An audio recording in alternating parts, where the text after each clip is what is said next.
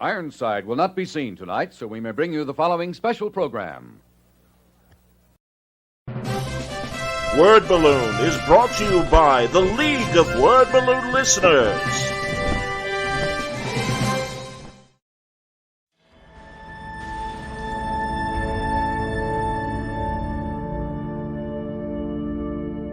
I was such a fan of the Legion of Superheroes when I was a kid that I always wanted to work with this version of the characters that was designed back in the 1970s. They all had kind of sexier looking costumes that provided almost bikini-like effects for a lot of the characters, both for the men and the women. And there was a sense of the liberation of the age in the 70s. Long hair came into vogue, and there was a lot of feathered hair in some of the cases for the women, and it was designed by one of my favorite costume designers, the legendary Dave Cockrum, who designed the modern X-Men as well as the original Guardians of the Galaxy. And he did this first. He gave all these redesigns to every character. So when I got to create this single painting, I had no gig that had demanded it. It wasn't a deal I had made with anybody, so I started on the piece of art, worked on it for off and on through a year, pitched it to get it made into a print, which it luckily got accepted because it otherwise is a version of the characters that was no longer standing. This was sort of my love letter to the artists that defined that era and characters that really impacted me when I was a young child.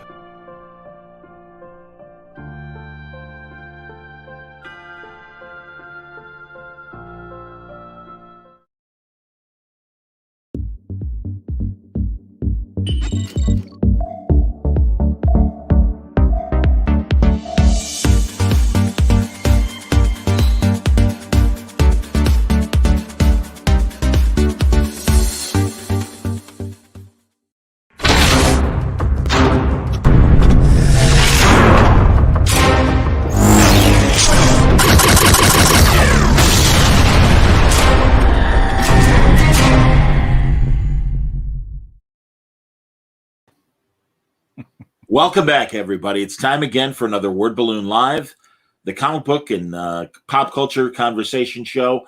John Suntress here. Larry Young joining us tonight. Good to see you, Larry. Hey, John. How are you? Doing all right, man. From AIT Planet Lair and Astronauts in Trouble, and a man who chronicled the seasons of S.H.I.E.L.D. And are you gonna turn that into a book at some point, Larry? Yeah, we're almost done. It's just doing the cover now, believe it or not. Excellent. Yeah, I locked the insides. It's great. Yeah, I can't wait. 208 pages, 7 years of my life, 1 week at a time. Yeah, I understand, man. Yeah, kind of neat. No, definitely. And yeah, it's so funny. I was grocery shopping yesterday, and somebody had the S.H.I.E.L.D. logo on their passenger door. Oh, yes. On their front doors and everything. And I don't know if he had it on the driver's side. I only saw the one side. I wasn't that curious to see how much more he had, tricked up the truck. But it cracked me up. If my wife had let me get a black car, we bought a new car 2 years ago, and I got it navy blue. And if she'd let me get black, I would have. The reason she said no is because I would have put S.H.I.E.L.D. stuff all over it. Really? That's awesome. Yeah. Oh yeah. But I have a small little thing that looks super official. It's the only thing on there. It's got a small logo, and it says something like, it's got nonsense numbers and says S.H.I.E.L.D. headquarters, Washington, D.C. with some other numbers. It looks like, it's subtle, but if you know what it is, you're like, every once in a while, somebody will drive by and go, yeah.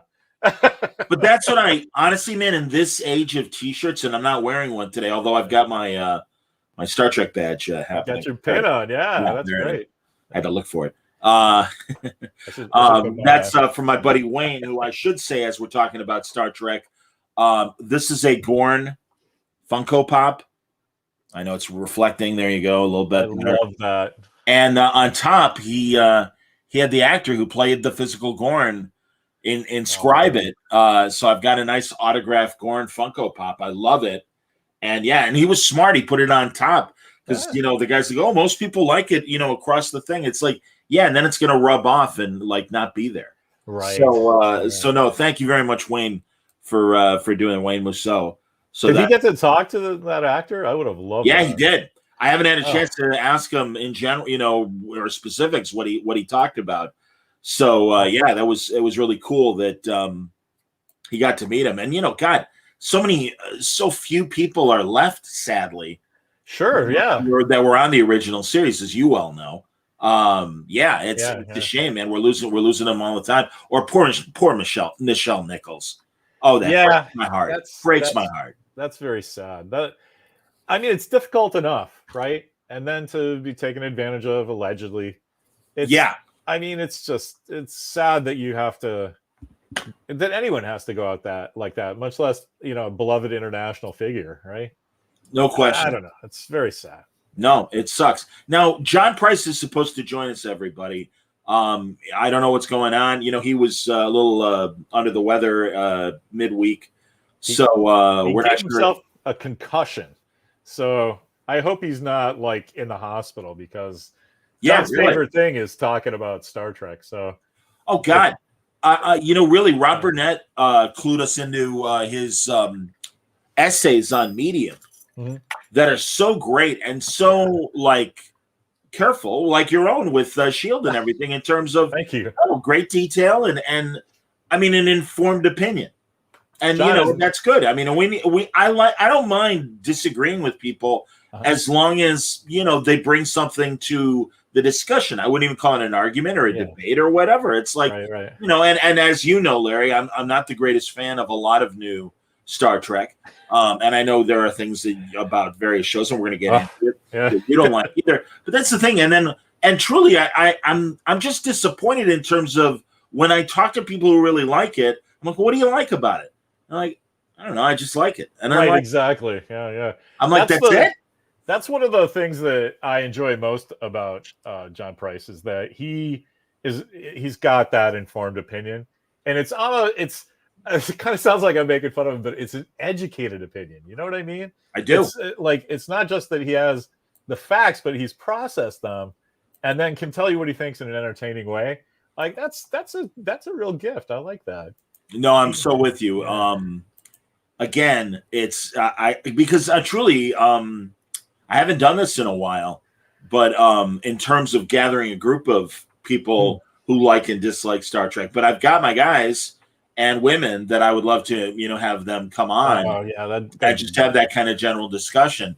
And it's like, okay, great. What again? What do you like? Not to defend yourself, but it's like, help me see what you're seeing. I agree with you 100% that I actually like talking to people that disagree with me. Because that's how I learn things. Right. And so someone that can tell me, what I'm missing, I would appreciate it. I kind of think, I've had the same experience as you.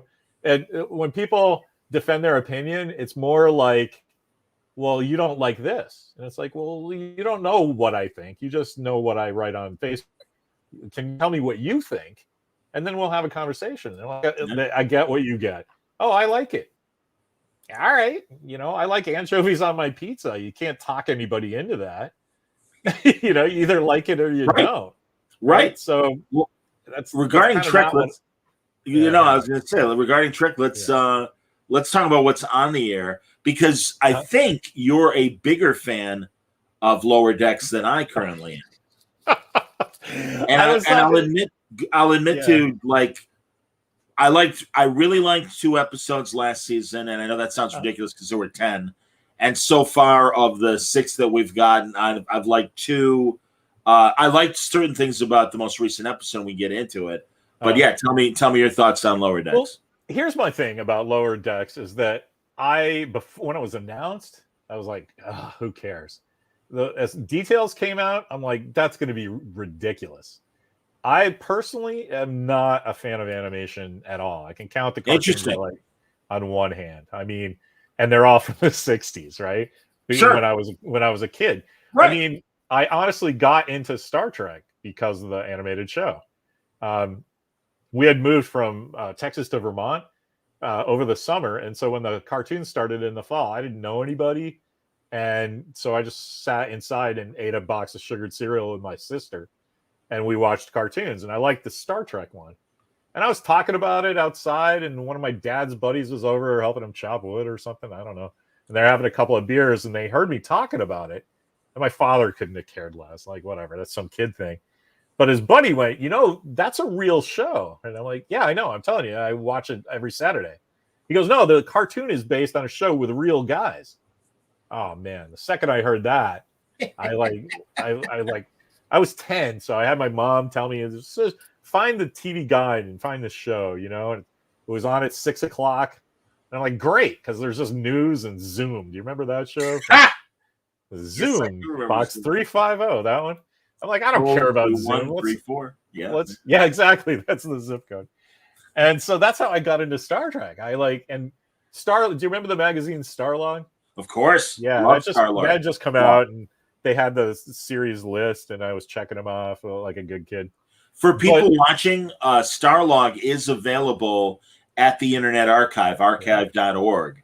Yeah. And pretty much every episode or every issue of Starlog is there. And Starlog was an incredible magazine that really covered anything with science fiction in it, and wonderful publicity photos and production photos. And also, just when you pour through it, the letters to the magazine are some, later to be creators and stuff. You could find them in the mailbags. I mean, it's so great. And then also conceptual art for films that never happened, or TV shows that never happened. Yeah. So yeah, I'm a huge fan. Obviously, Jason also. Yeah, Jason's right. Starlog was the best. I tell my kid it was like nerd internet before there was such a thing. Absolutely. The letters page you bring up, there was like 5 or 6 pages of letters. That was like one of my favorite parts of the mag. Anyway, so that's how I got cartoon, right? And so I was not predisposed to seeing Lower Decks. Sure. And I'm not a giant Rick and Morty fan. I don't get that. I'm an old man. So there was nothing about this that I almost didn't watch the first one. But I'm like, it's Star Trek. Here's another thing for me to make fun of modern Star Trek, right? That first episode, I loved it and it's just one of those things. It's on my wavelength. Like it's surreal, and it's got all these, yeah. It's more of that anchovies on a pizza thing. I could tell you everything about why I like it, but it's more, I would just be describing that I like their sense of humor.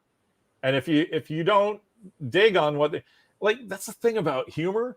Is you can get what they're saying and not be like, it's not for me.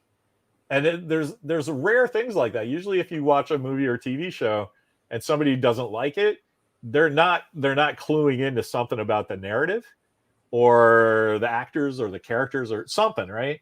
But Lower Decks, if you don't think that's funny, there's nothing you can do. It's like you can be the biggest fan of Next Generation, and there's tons of stuff for you, but it's if it's put in something that's just too sweet, you're not gonna like it.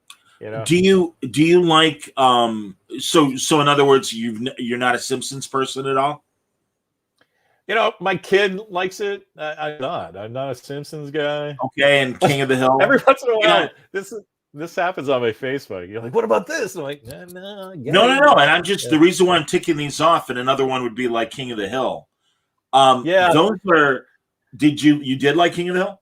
Well, I liked King of the Hill, but it had nothing to do with it being a cartoon. I liked it because I lived in that neighborhood in Texas. Sure. So literally, fat guys sitting against a fence, drinking beers and talking sure. crap. That was my dad and his friends, Well, and I think even more so in the case of King of the Hill, but I would include the Simpsons in this as well. I think one of the things that annoys me about Lower Decks is its presentation, and everyone is talking really loud and really fast, and everything is always at an extreme. And what I liked about especially King of the Hill, it's just dialogue, and the funny lies in the situation and the dialogue. And I've said this in a mean way, that the writing and performance of Lower Decks reminds me of college level improv, where they kind of know it's weak material. So you better say it fast. You better say it, loud. Right. And it's like loud and fast doesn't equal funny all the time. You still need funny somewhere in there. And while I appreciate the Star Trek references, and clearly McMahon and the other writers, they know their Star Trek, and they do a great job. And I mean, South Park has the shorthand of a lot of the reboots, calling them member berries. And you talk about the new Star Wars movies. Oh, remember Chewbacca? Well, here he is. Remember R2D2? Right. And it's like they don't give them much to do, but there they are. And I feel that way sometimes with the level of references that Lower Decks makes to past Star Trek. And some of it works, and it makes me laugh. But a lot of it to me is just, well, that's low-hanging fruit. And the other thing that annoys me, so there's the delivery, but also, much like Discovery, their lead character, although it seems like in season 2, they maybe got the message, or maybe they realized it themselves. She can't be the solution to everything. And they make her out such a badass. And I've told you, and I've mentioned it on the show, I'm like, she's Sergeant Bilko. Right. She doesn't want to be. She doesn't want to be promoted in Starfleet. She doesn't want the hassles. She wants the cushy lifestyle of being on the lower decks and not having to worry about heavy shit, and that's fine. And it's like, but the problem is for me is no. As a Star Trek fan, we all want to be in Starfleet. We love Starfleet. Right? Who's not going to want to be in Starfleet? We're Jack Quaid's character. We're all like, holy shit, this is Starfleet. We'd love to be here. Right. So, and that's why it's like, oh, isn't she great? It's like, no, she's a jerk. I mean, I've called her an asshole on this show, and then there you go, there it is again. Can we say? Yeah, that's great. Oh, you can say whatever the fuck you want. I don't. Yeah.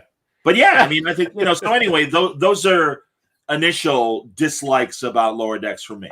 I have to say, like, I don't know any of the people working on that show, but I bet they would take those notes because I agree with you that the frenetic presentation of the line readings and stuff is maybe at an energy level that guys like us like, oh, we don't need that. Just tell us the story, right? But I don't know. I just and I agree with you about the main character. There was an interesting thing. I've talked about John Cooley before. You know this guy, right? He's Price's nemesis, actually. He's the guy that wrote that thing about it's always been the Enterprise insignia, and that's how it's always been. And wrote this big long thing, and StarTrek.com put it up, and so it has a perceived like imprimatur of like canonicity, and Price wrote this response to it like a rap battle about like how he's kind of right, but that's nonsense. And it's just funny because they were coming from two different places. But because Cooley was in the Air Force, so of course he looked at it like the real world, and Price comes from folklore and storytelling and looked at it like, well, no, you got to have visual storytelling to separate everybody. Was it about it that the insignia like was uniformly the same? Yeah, there's this about the Robert Justman memo, right? Go on. In the episode Omega Glorious, like my favorite Star Trek episode, they have the crew of the Exeter, and they have a different insignia, right? And you have to do that because in comics or TV or movies, visual storytelling is when you have a scene of two captains of ships, the ships are identical. The uniforms are identical. How do you tell a visual story? And like, why is Ron Tracy wearing Captain Kirk's shirt? You have to have a different insignia there. And so John Cooley's a lot of Johns today. John Cooley's thing was you would never do that. Their intention was that the Arrowhead was for everybody in Starfleet. It's I don't really know his argument. This is the place to go through Star Trek minutia. Don't feel embarrassed about that, because this is the forum. No, it's not so much that it's I can't really present Cooley's argument because I wildly disagree with it. So, but because there's so much canonical stuff, it's not even just Exeter, but the Defiant has their own thing. I mean, I was watching. I didn't pay attention, but I was watching the Doomsday Machine for the millionth time this afternoon. And I really have to look at William Wyndham's tunic to see if his Arrowhead is different in any way, or if it is an Arrowhead. Because Ron Tracy's was like a rectangle, like a ribbon, right? Right. Yeah. So I like Every when Langley says that regarding Lower Decks, they don't feel like Starfleet officers. They feel like Star Trek fans, always making references to Trek canon as if that's a joke in itself. Agreed. I agree. That is the joke, right? I mean, Langley's right. Thank you. Langley always comes on whenever the subject of Star Trek. I'm glad he showed up. So Dante as well, who says Lower Decks this week really just hurt my soul with how bad it was. Now I'll even say that this is Lower Decks. I love what they're doing with the Packlets. Oh, I do too. Yeah, I think that's really smart and actually good jokes. I like, my helmet isn't big enough to solve that problem. I like that they have a king and an emperor, and that the revolutionary all of a sudden realizes he's got the crown, so now I'm the king. That was all that worked for me, and I thought that was a smile, and I thought it was funny. The whole thing about the Packlets I really like, because just thematically myself, I always like to write about something that's like there's a rock, but then I picked it up and looked underneath. Like, you can tell a whole story about the rock, but it's underneath that I really like. Absolutely. So when they have the original Packlet episode, I forget what it was called. Boy, I'm bad. Yeah, I don't remember either. But when they capture, we look for things to make us go. Yeah, right. And I think our ship it's so memorable, and they're so charming because they're so innocent. And then 30 years later, they're all like, it's Mad Max. Like, that's brilliant. It's like they turned these guys that were so innocent and pure and took their purity and put it towards like taking over. So Dante says that the hat joke reminded him of the Dennis Leary comedy bit about the Pope and his funny hats. Yeah. I wasn't even thinking of that. I got to be honest. Like I said, it all worked for me. I liked the Boimler storyline with the guys who felt they were self-important. And I thought that was great. I mean, that's the thing. I do see an evolution of ideas in this season, and that's great because truly, I don't want to be a hater, and I don't want to come on every week and say, "Well, that sucked," and that sucked. The Riker thing. That's why I brought up John Cooley. We kind of got off of that. Yeah, he had a thing on his Facebook today that Beckett, there's a small actress in some episode of Next Generation. He had the clip on his Facebook. That kind of it's a girl with Mariner's hairstyle, and he's like, that's got to be a Mariner on the Enterprise D. That's why she's been everywhere on all these ships. That's why she knows Riker. And I was like, usually that fan thing nonsense, like there's only one patch for this all of Starfleet, rubs me the wrong way. But this actually kind of works.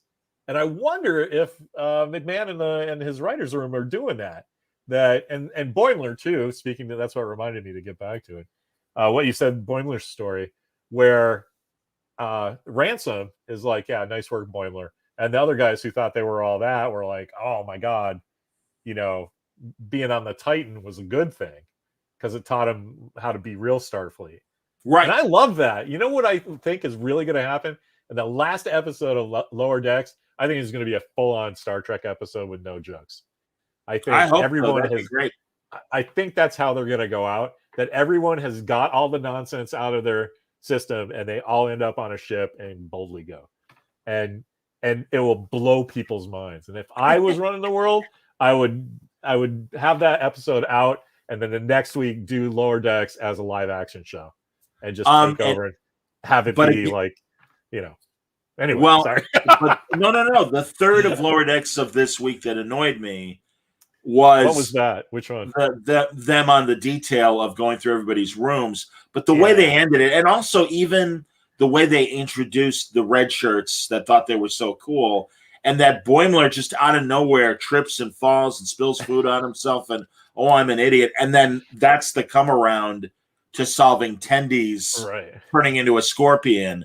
And Dante says the same thing. The only point in the episode where it felt similar to classic Trek was Boimler pretending to be Riker. I love that, and I loved how they lit it and designed it to look like an acting lesson, and that he was on stage. And I thought that was fantastic. But like Dante says, the food stuff just didn't work for me. The collection screw ups just made me sigh. Yeah, it was it was a cute idea that it's like for them to spend as much time as they did on it. It's like this isn't funny and really not interesting, and you've already played this out in previous episodes. Yeah. Not only last season, but even this season, I would say it had a lot of similarities to the Collector episode, which I did like.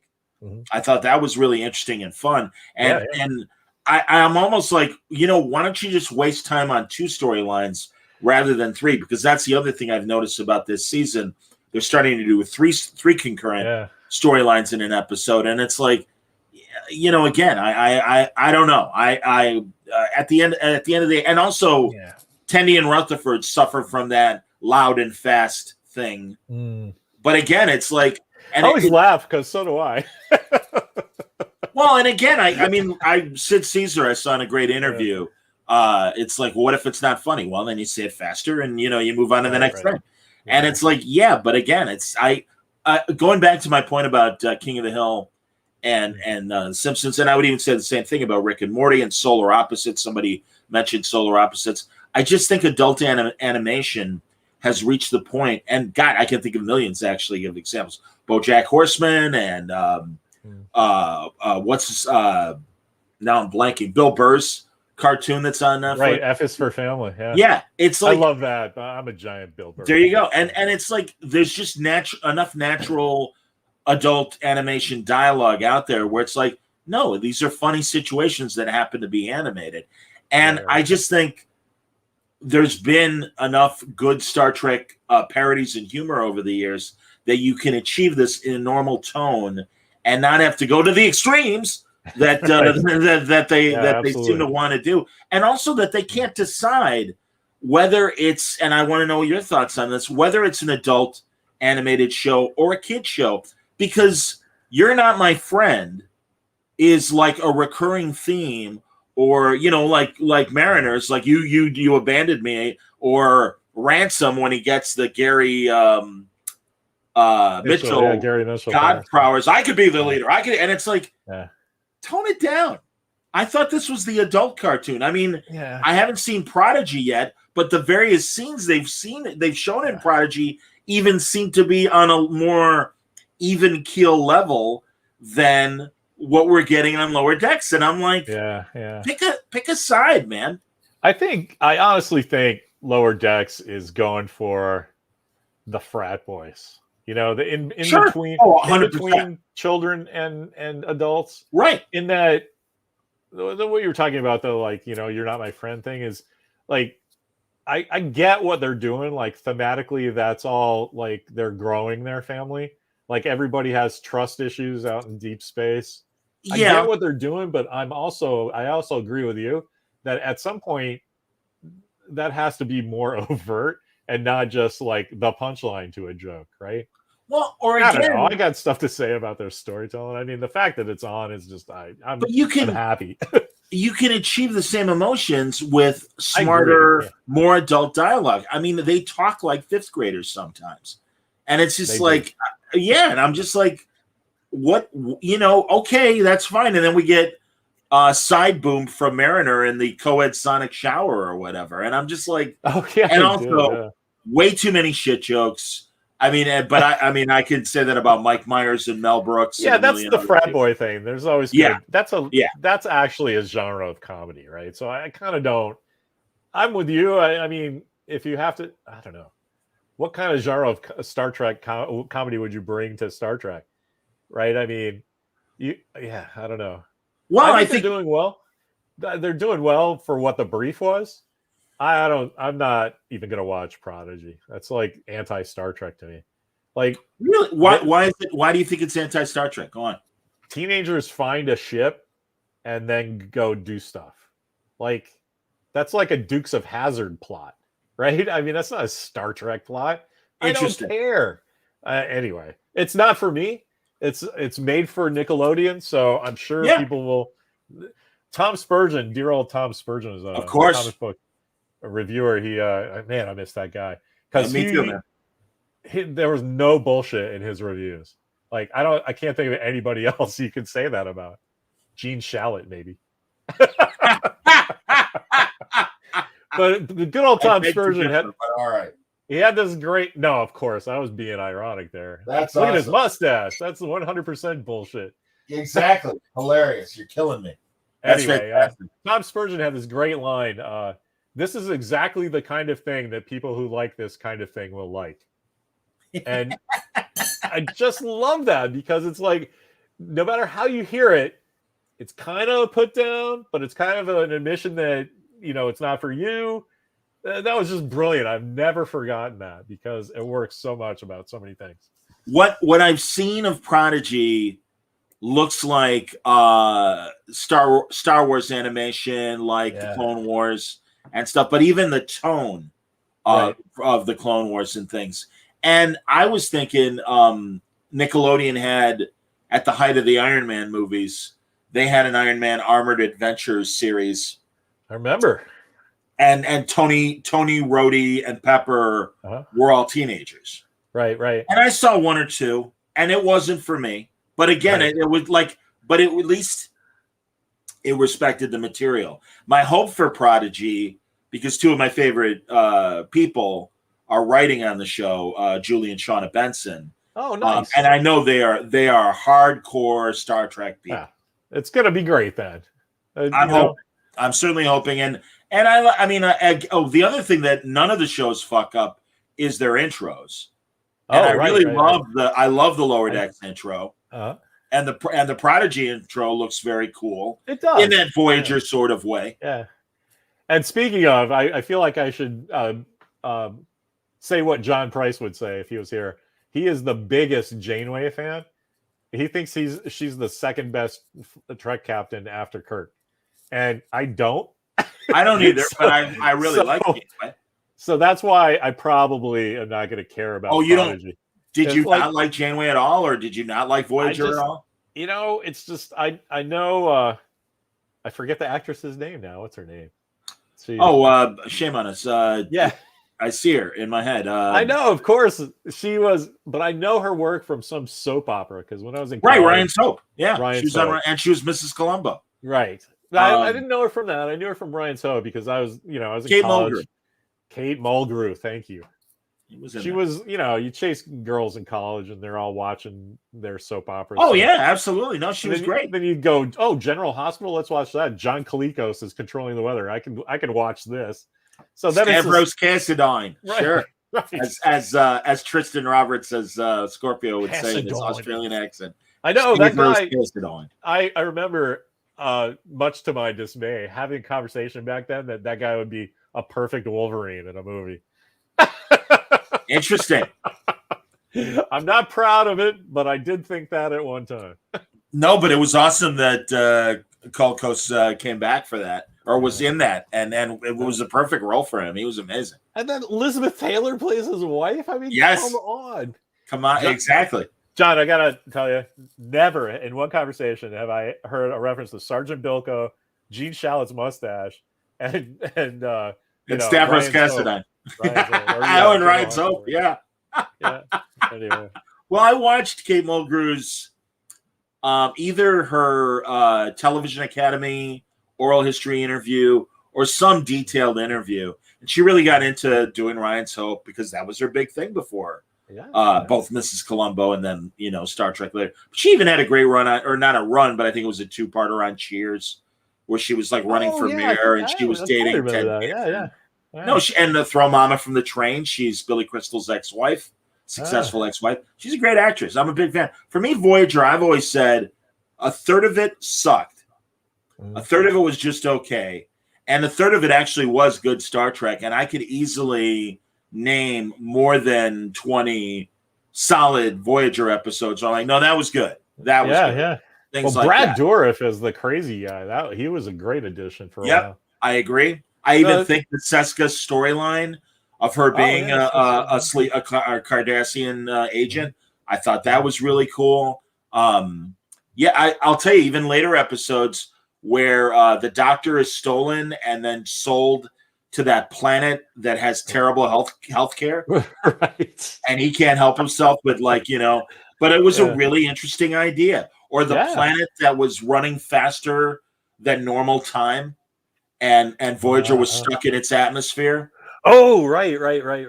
I totally remember that. That's a really that was a really smart, interesting Yeah, science that was a fiction good one. story. You know, My big thing with Voyager was I loved the setup, and I just wanted it to go just dark, right? I mean, here's a captain who all she wants to do is get home.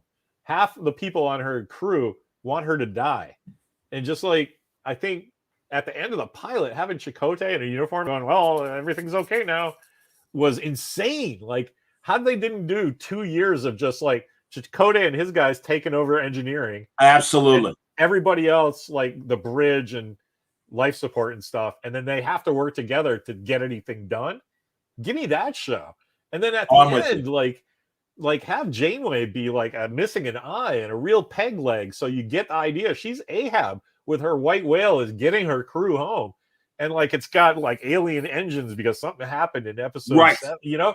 I mean, fucking do it for real. Yes. And just like everybody's clean and taking showers and like, oh, stop.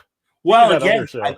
I don't know how much that was Rick Berman. I don't know how much that was UPN wanting and especially after Langley is emphatically agreeing with everything you said. No, definitely, man. Year in Hell, that great 2-parter. That should have been a season. I agree. Stuff like that. Absolutely, man. You know what it is? It's just they don't want to kill the golden goose, but they don't know what the golden goose eats. Right. Right. And it's just crazy because there's guys like us, Langley and Dante and you and me and Price, who we could take over that show and everybody would love it. But we can't deal with Hollywood politics. Nobody trusts us. It's never going to happen. But it's just Alex Kurtzman stuff forever. Right. And it's a shame because unlike a Kevin Feige, who really gets Marvel and is able to take the source material and turn it into great feature films and hire the right people. And even in the cases where Edgar Wright couldn't come to terms with writing doing Ant-Man the way they wanted to do it, right. Fine. And no hard feelings. It's where, and I said this about the Bond franchise, where the producer supersedes the director. Right. And it's like, no, we're going this way. You're either with us or no hard feelings, but you can't make the movie. And I find that interesting. And they have, I mean, again, Kurtzman consistently shows his lack of understanding. I mean, my God, it's not just the TV. You go to StarTrek.com and what used to be interesting science fiction ideas. And again, I keep saying this because I don't want people to misread that this is coming from some sort of angry, for a lack of a better word, right-wing attitude. I am a bleeding heart liberal, and I love that there is, I mean, I believe in IDIC. I believed in IDIC in the 70s. Yes, of course. I understood what it meant and everything. So infinite diversity and infinite combination. But that said, that's all Star Trek really wants to be about, it seems, these days. Right, and they've kind of forgotten how to write good science fiction. I agree. My thing is Kurtzman handles the politics correctly. He gets the shows out the door. That's great. Let him do the administrative stuff and give somebody like McMahon, he knows what to do. Right. This was just his foot in the door. Give it to him because he's Star Trek Kevin Feige. I so agree.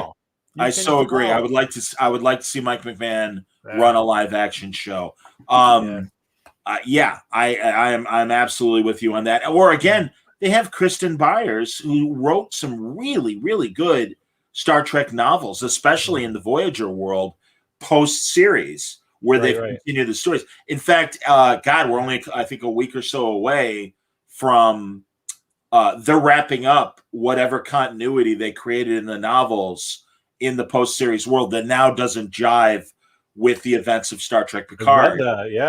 So they're wrapping it up, and I think it's called Coda.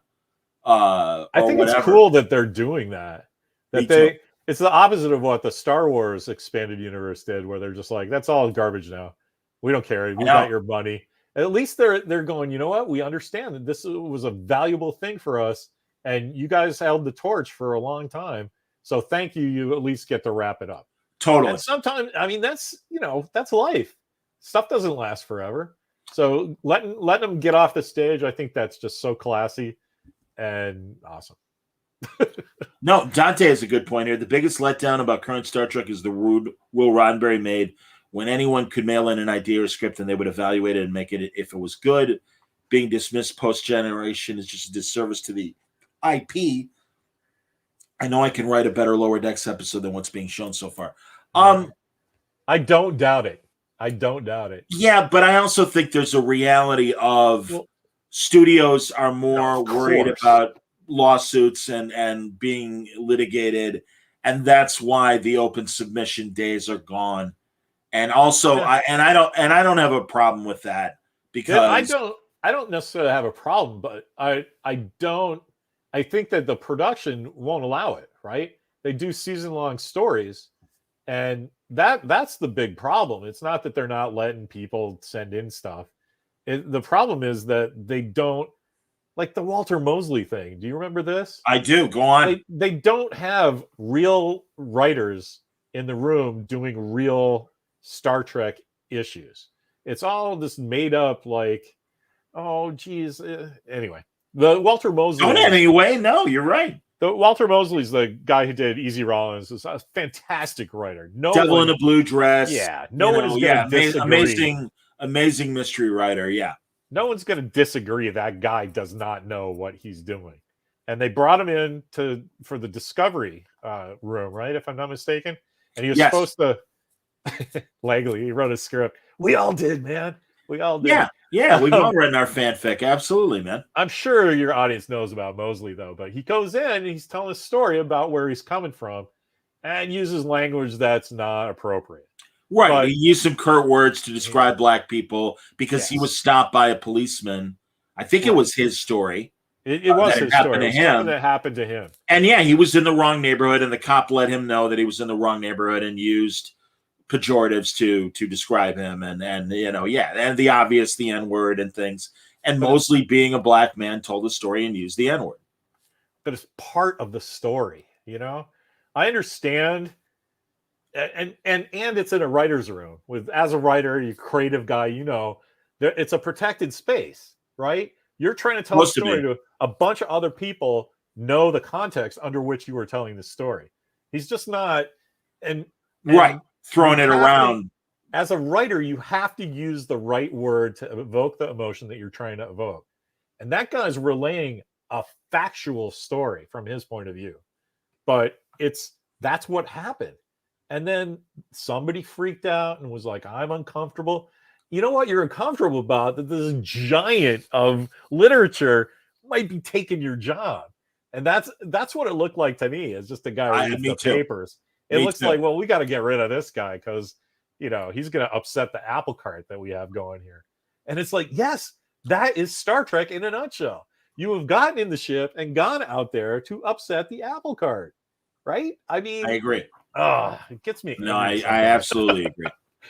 Anyway, what are you gonna? I mean, again, what are you gonna do? I mean, Star Trek is like a close relative that you grew up with. To me, that is making bad choices in their lives, and you're like, dude, just don't do that. No, you're right about what to do. People who don't understand why Alex Kurtzman's deal was renewed, and now he's got 5 extra years. I didn't realize this because I wasn't watching the show, but apparently his reboot for Hawaii Five-0 was like a massive success. And it had Scott Conn and it had a lot of other beautiful people in it. Because all you need is one big hit with a studio or a network, and they'll green light everything you do. Yeah, I kind of don't begrudge him that. Obviously, he's an awesome administrator. Like we worked on Fringe, him and Orky. Like I love that show. That's great. So I'm kind of not talking about his ability because his ability is shown. I mean, just working the politics of Hollywood is pretty impressive. And good storytelling, and they're making money. I don't take any of that away from him. He's the wrong guy for Star Trek. Right. That's all I'm saying. Well, I've heard more behind the scenes stories that I wish I could say, but they're not my stories to tell. Yeah. I'll tell you one of them off the air. Yeah. If I haven't already. But yeah, it hurts. And you're right. I always heard his name pronounced Orsi, Robert Orsi. I don't know. But it seemed like of J.J. Abrams, Kurtzman, and Robert Orsi was the real Star Trek guy. and understood Star Trek. Yeah, I don't know. It's too bad he's not there anymore. Maybe they would be a little bit better. That said, I do want to talk about the announcements. Did you watch Star Trek Day? No, I just I did. I just put it that way. I saw a few clips here and there, but like every day is Star Trek Day to me. So I'm hip. No, but I do look forward. I did catch up on the announcements though. Yeah. Sure. Last year, when it was all Zoom and it needed to be, it was a little too. It's so funny. I was talking to somebody about online conventions and stuff, and it's like, I hope people aren't bored, and I'm certainly the viewership that Word Balloon still gets when I do video shows that people do give a shit still about this kind of conversation. And I think it works okay when it's a small group. The panels on online are mind-numbing. And once again, San Diego at home, no disrespect to the event. Yeah. But the Star Trek stuff, it's bad Hall H. Right. Everybody joking around, and you don't really get any information. And it's like, if you like that, fantastic. At least this time, they were all together. They were on stage. They had this amazing orchestra that played all the theme songs. And it really was a nice size orchestra with a serious brass and string section and everything. It's probably pretty stirring. It was cool. Yeah. And I'll even give them a little bit of credit that at least some of the onstage conversation was all right. But man, they had a red carpet, and they had two women that are, one is a cosplayer and really into Star Trek. The other one is a big nerd host, really doesn't know her Star Trek. Mispronounced Ricardo Montalban's name. She called Mariner. Okay, that's bad. Well, and again, it's all right. Clearly, you're not watching this stuff. Ricardo Montalban is a famous guy, though. He's not just that's not just a Star Trek. I mean, what's that? Ricardo Montalban is a famous actor. I mean, he's an international star. Oh yeah. Rich Canadian leather. But anyway, I mean, it was better, and I'm glad they were on stage. And I'm sure in subsequent years, as COVID dies down, we'll hopefully get to more live events. Couple things though. First of all, regarding, and let's get into Strange New Worlds and what's coming. I was hoping you'd say that. Oh yeah, Akiva Goldsman really leaning into what Michael Chabon started with last year as well, and the whole Spock smiling thing. And that really is something they want to really play with, and that's too bad because I get the whole thematic thing that you want to explore, that this is the early days, but guess what? His haircut does that. And they give him a little choppy haircut. Yeah. Spock exploring what it's going to be like to embrace being a Vulcan. That's like prequel 101, loser stuff. Well, I don't understand why they're so. I don't either. And again, depending on your level of what you choose to be canon or not, the animated series with Yesteryear, oh yeah, that's in 20 minutes handled it so well. And that is a problem for not reaching adolescence or in adolescence, Mr. Spock. Not young adult Mr. Spock. I think he would, much like most adults, have a level of decorum, because that's the other thing. He is in a society as a Vulcan where it's like, yeah, we have emotions, but we control them and we don't let them guide our actions. And I don't believe a young adult Spock would still be wrestling with that.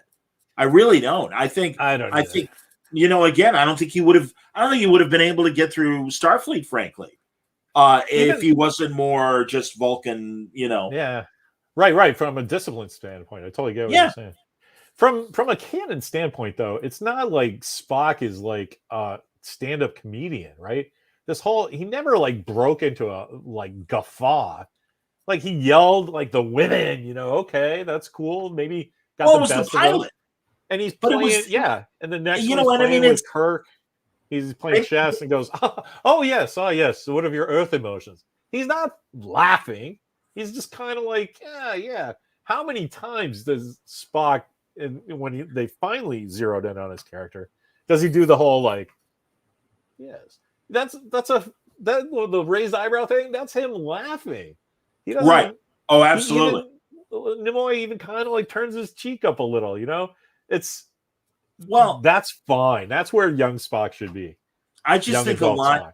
Yeah, I just think a lot of what we saw in the first season of those brief moments where he's smiling with Uhura as he's playing his Vulcan harp and everything. Right. I just think those are early production moments of we haven't figured out the character yet. No, of course. It's that obvious. Right. But again, these guys who have a lack of imagination are like, ooh, let's mine that. And I just think it's like they really are. I'm not going to say lack of imagination, but they are really creatively bereft. They feel like they need to service stuff that's already happened, which is the opposite of Star Trek. There should be new guys in there every week. There should be some new thing to make a new toy. Like nobody needs, you know what I mean? If they're all like so worried about making money, nobody's gonna. I don't know. Well, here's the one thing I want to see from Strange New Worlds. All will be forgiven if I get in the first episode, if I get a scene of Spock and God, I can't even remember her name. Michael Berman and friggin' Cybok sitting down at a table having dinner. Larry, I've been saying that for. Yeah. I'm like, you want to impress? We all want, and they won't give it to us. Yeah, I'm like, you really want to impress me with this new sister that has been impressed on the Sarek family. It's like, fine, let's see it make Cybok matter. And that's a real conversation between the two extremes of, well, we have to follow the guidance of our father from Michael Burnham, and Cybok going, bullshit, I'm older than all of you. That's totally wrong. Amanda's got it right. Not my mother, but yeah, it's like, let's do that. And Spock really having to like listen to both of these philosophical differences. I agree 100%. I was just going to make that point. You need a third thing because you'll have Cybok going to be and Berman going or not to be, and young Spock going, that is the question. Absolutely. Yes. And that you need that because otherwise it's all just nonsense. But right. It's all shit. Yeah. I really think that somebody has written that already and Kurtzman has rewritten it. So it's a scene in a donut shop. Another point I keep making as well, Larry, is that, and I say this about Lower Decks, I have a feeling a lot of times that we're either getting a third try at a joke or a third try at a premise after somebody upstairs said, no, you can't do that. Oh, that's a really good observation. I just kind of, because a lot of you're right. Because then really like I said, like Ransom having the Gary Mitchell powers and stuff, and wait a minute, I could be leader, I could do that, and it's like, right, that's the best you can come up with, and it's like, no, that's like the third idea that finally got through to the people upstairs or to the network or whomever they answered to. So right. No, and Langley's right. Sabak is that cooler old rebel older brother. Absolutely. I don't know if you knew this, Larry. I talked to Lawrence Luckinbill at the beginning of the year. Oh, that's cool. No, I did not know that. He made he adapted his one-man Teddy Roosevelt play into a graphic novel. Oh, cool. And it was really, really good. And all about the real tragic stuff about losing his kid during World War I. Played into it and everything. He was a fighter pilot that was shot down and killed by the Germans. Wow. Really interesting story. Well, anyway, so I got to talk to him.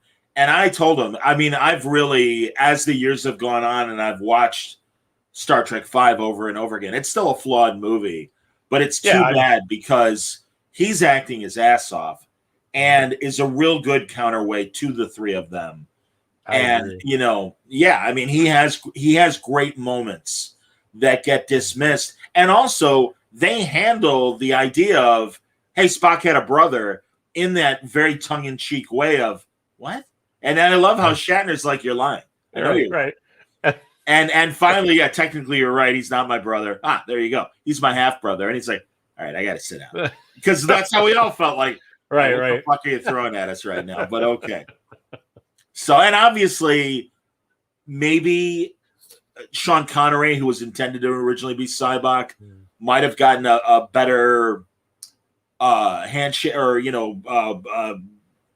agreement from the audience. Yeah. As opposed to Luckinbill, who was not. I mean, great actor, excellent actor, Yeah. but not the name that Connery was and everything. So maybe if it was Connery, it would have had more gravitas of having him question Nimoy or us questioning Nimoy with this other Vulcan. I don't know. Can you imagine if Sean Connery played that role? Our lives would be different. Oh, my brothers, join me. Good stuff, man. Come on. Yeah. And also getting back to Strange New Worlds, the promise that it's going to be episodic, great. I hope it is. Let's see it. Yeah. And again, we all love Anson Mount. He's great. Fantastic. These uniforms, though. Oh my God. Don't get me started. I hear you, man. And I now, and especially Rob Burnett really opened my eyes with JJ taking over Star Wars. And it's like, it's all about merchandising. Yeah, and they want the money. And he's like, why do you think all of a sudden C-3PO has a red arm? And I'm like, yeah, you're right, man. Of course it is. Because that version is going to be JJ money, not Lucas money. Yeah. So yeah, it's just it's ridiculous. Regarding the rest of the cast, I don't mind the fact that now we're gonna have a new Uhura. Yeah, no, that's all great. And we're gonna have a new chapel. That's cool, And but Dr. Mabenga. I love that Dr. Mabenga is going to be on there. Although again, and I wish, much like in the original series, we had McCoy and Mabenga in the two episodes that Mabenga showed up in the original series.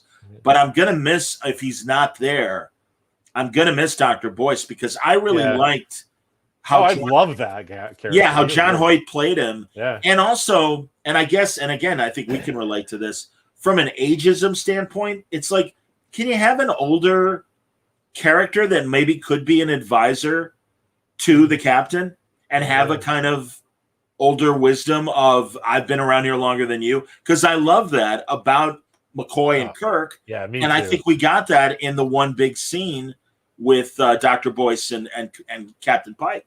I agree 100%. I like Dr. McCoy is probably my favorite character in all of Star Trek because of that. He's the guy you want going out into space. I'm not 100% sure about this, but I think it's important, and I'll do my best. And I'm always there for my friends, but you people are lunatics. I love that character. He's great. No, absolutely, man. Oh, that's funny. Dante wanted me to know, and I'm just going to throw this out there. It's a little off subject, but he's discovered shoutfactory.com because they have The Prisoner and Wilfred and Secret Agent. And yeah, no, I'm well aware of it, man. Also, IMDb.com has The Prisoner as well currently. And of course, actually, even this weekend, the Decades digital channel is running The Prisoner, although a shit ton of commercials. Jesus Christ. Seems like every 3 minutes they're breaking for a spot. And it's like, oh my God, come on, man. So I don't know about you. About Dante and I are reading the same stuff, because I just found that out today about Danger Man on Shout TV. I saw that somewhere. Probably on the Prisoner site. I love The Prisoner. I think that's the best television show ever made. I so agree. I turned a friend onto it this weekend who had never seen it before. Yeah. That's cool. And oh man, no, 17 amazing hours of television, no question. I just said, you don't watch Ted Lasso at all, do you? I do. Yeah. Did you see the latest one with Coach Beard? No, I'm behind. I'm way behind, but go on. The latest one's a Coach Beard centric show. And everybody was saying, I didn't really like the Christmas episode that much. And they're like, well, that's, a staple of television. I'm like, yeah, I know. I watch Doctor Who. But what this episode is like, if you squint your eyes, you're like, holy crap, this is an episode of The Prisoner.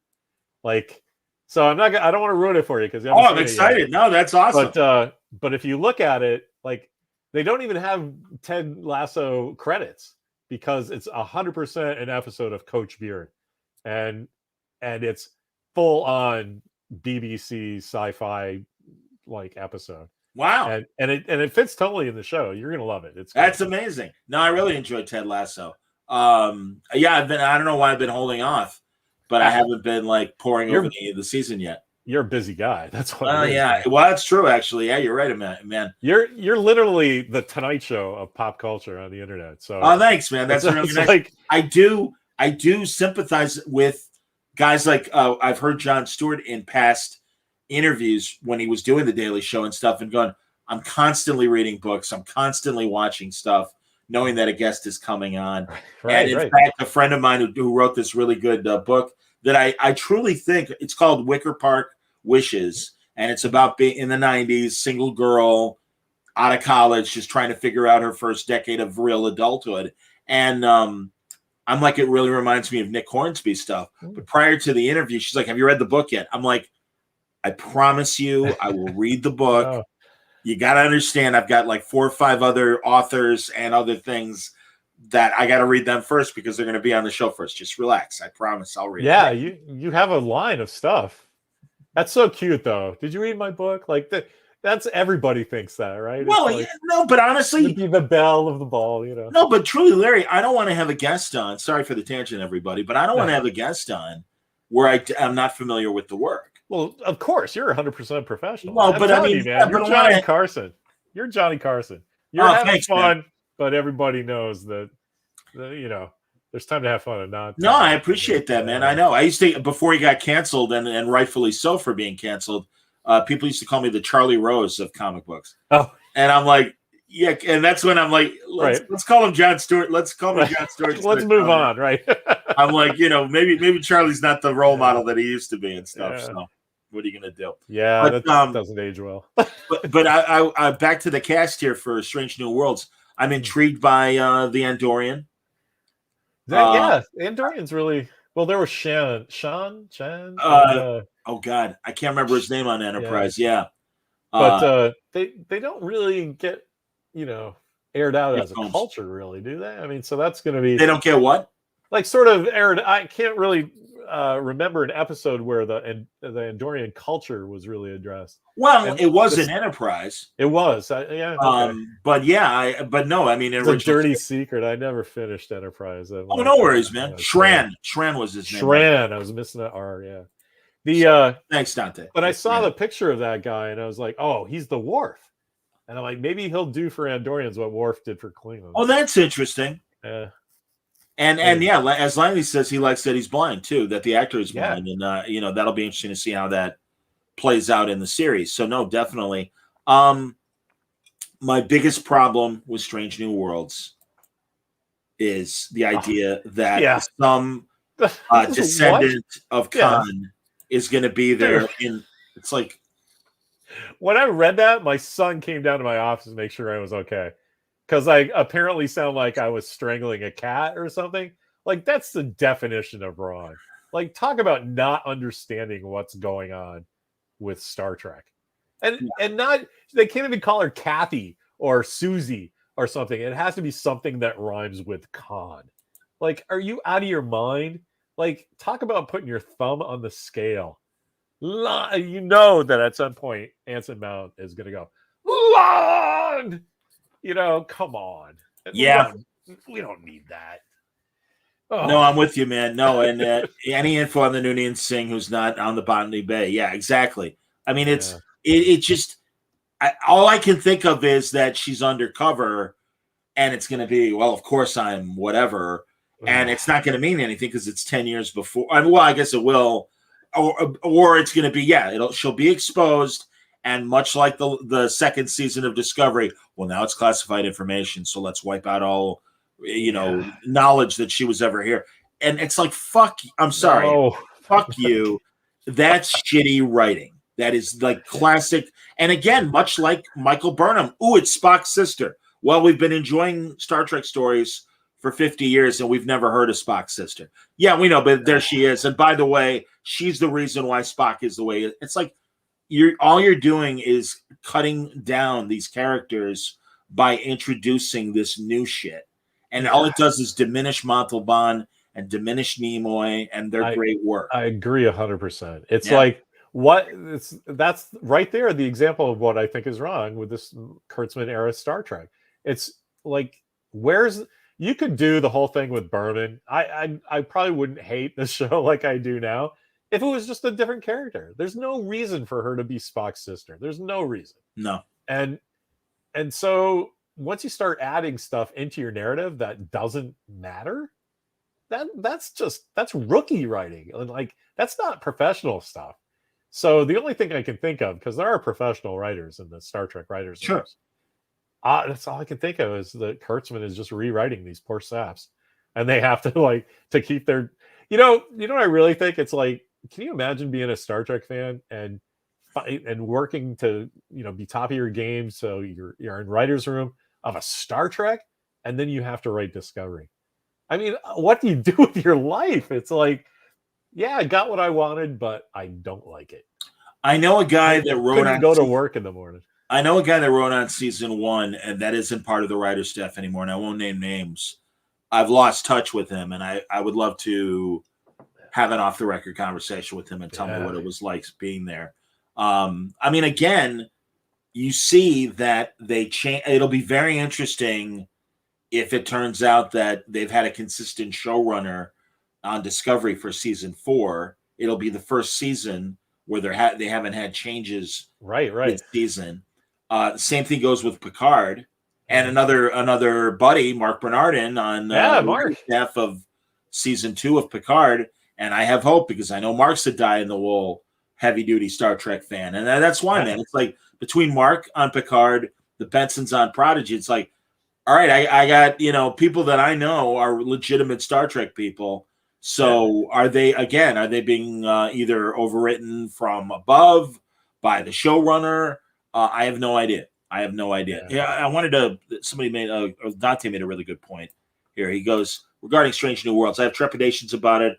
I hope it's better than any of the current stuff that came out prior. So far, the only season I've liked so far was the season on Discovery with Anson Mount, but only because he was on the show. I agree with that. Yeah. Lanley says they're so obsessed with Khan, it's like Star Trek 2 is the only Trek they've ever watched. Not even the episode Space Seed. I completely agree with all of that. Yeah. And Titanosaurus production says, speaking of Andorians, I think a series centered around an alien captain would be cool. I agree. I was kind of hoping Saru would be the captain. I'm not crazy about Saru. I don't believe in the backstory they created for him very much. That was and also they didn't do anything with it. That's the part I don't get.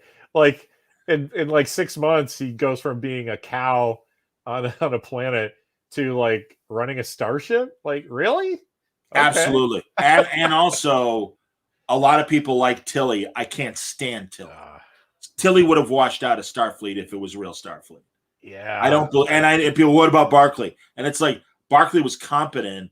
Tilly is competent, but I just hate the way they write her. And also, again, she goes from unsure ensign to, being first officer and then acting captain. Really?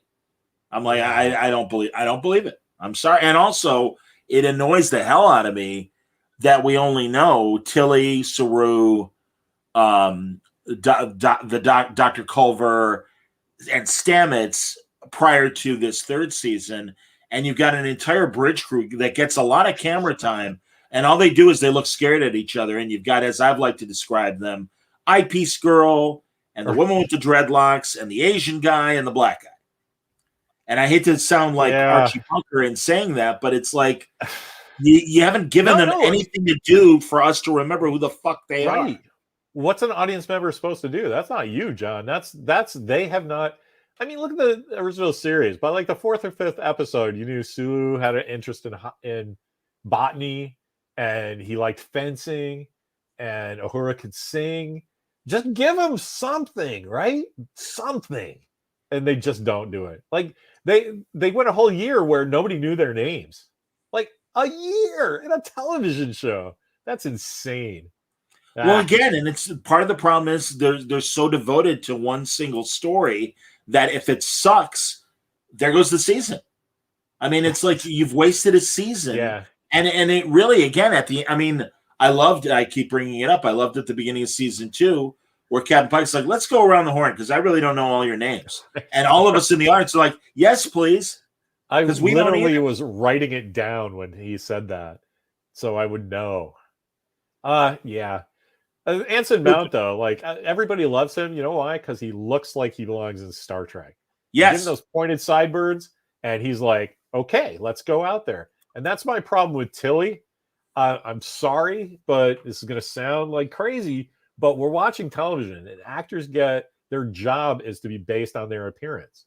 And who was the showrunner the first year? It was oh man, I forget their name. It was two of them. It was a guy and a girl, Ted something, and I can't remember the woman's name, unfortunately. But they were the people from Pushing Daisies and 90210, and nothing about their resume says Star Trek.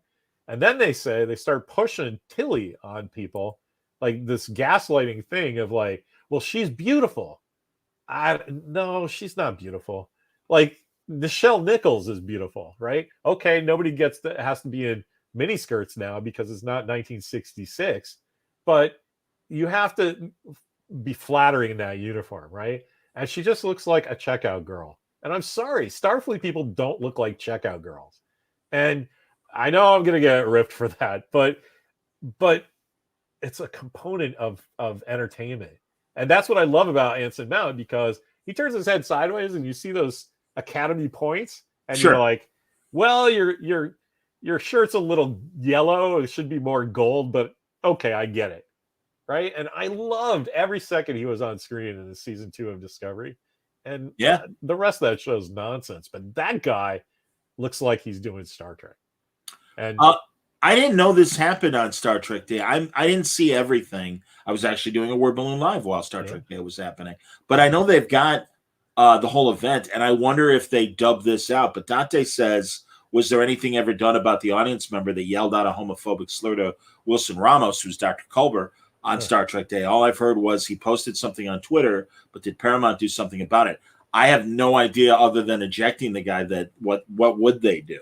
I didn't even hear that, but I hadn't either. That's nonsense, because what is the point of that? Like, are you a Star Trek fan? Then what problem do you have with that's insane.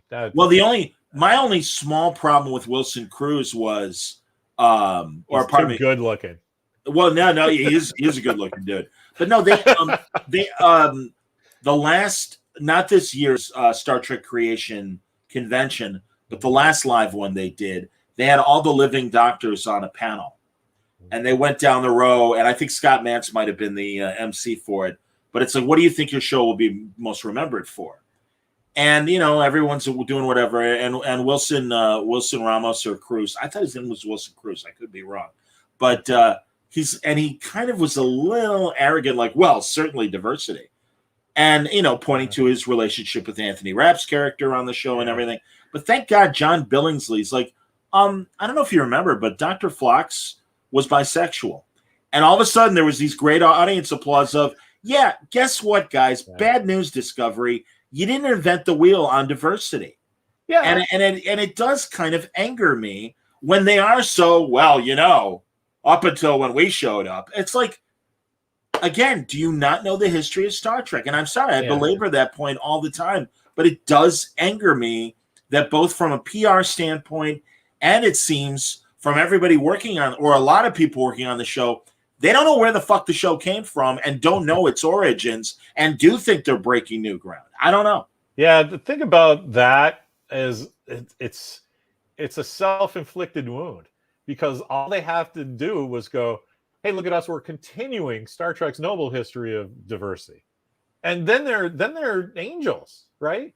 But trying to take credit for it, it's like, guys, do you know that there's 50 years of history of this show? I mean, you can just count them off, all this stuff about, Phlox being bisexual, Riker going after anything that moves. There was that one episode. That's a great episode. That's a great episode. Yeah. I mean, what do you want? I mean, that's been a component of Star Trek.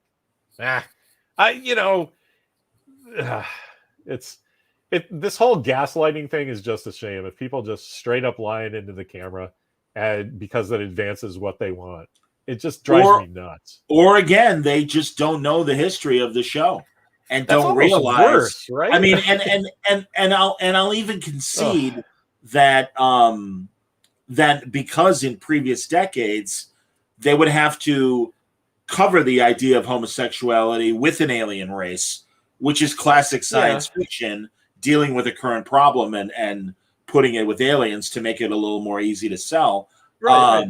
But that said, it's still, like you said, I mean, it's like, no, there's a tradition here. You're continuing the tradition. And I really do have an issue. And it seems, and it's funny because I do see even on Star Trek Day, when they talk to the new cast, were you a fan? Did you watch? Whatever. And they seem to answer correctly and saying, no, I did watch or whatever. Or I certainly, to prepare for this, to understand Star Trek, was reading and trying to get more into it. I don't know. You can tell Anson Mount was a fan though. Yeah, I mean, again, as Ed says, the righteous indignation of the trailblazer following in the footsteps of others. Yeah, that's perfect. Absolutely, man. So for Picard season 2. Well, he brought up Mark Bernardin. We love Mark. We published his first graphic novel, which was pretty cool. Monster Attack Network. He and Adam Freeman and an artist named Nima Sorat did really cool book. Cool. And so I've been a fan of Mark for a really long time. I mean, when he was an editor on Entertainment Weekly, I would send him fan mail. Like, that's really nice. Yeah, Mark's a great guy. So I started talking to him when he was at Playboy. Oh yeah. And I'm like, Jesus, man, tell me about what's it like working at Playboy these days and stuff. Oh, that must have been great. He's a great guy to talk to. Oh my god. So I have a lot of hope. I forget what his credit is. It's like supervising producer, I think, but he's in the writer's room. He's definitely in the writer's room. And so I have a bunch of hope for it, but oh my god, taking the ship back into 21st century Earth, like I don't know. Okay, so you got Voyager, you've got I mean, next gen never went back to the 20th century, but other than the holodeck. But certainly they went back to, or they did actually go to the 20th century. It was just early 20th century.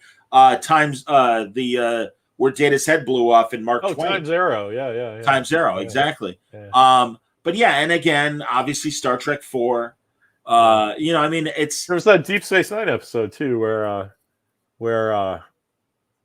the homeless one or the one everybody loves, where. Far Beyond the Stars. Far Beyond the Stars, yeah. Right, in the 50s and stuff. Yeah. No, you're right. And again, time's broken. We got to fix it. It's like, how many times is time going to have to be broken? Then we got to fix it. And it's just too. I love Q. I'm thrilled that Q is back. I will watch, but also Dystopian Federation, jackboot, Totalitarian Federation and stuff. It's like, I gotta say, I love that giant new insignia that they have that looks handmade. It's about 15% bigger than the actual insignia you're used to. I went on Etsy.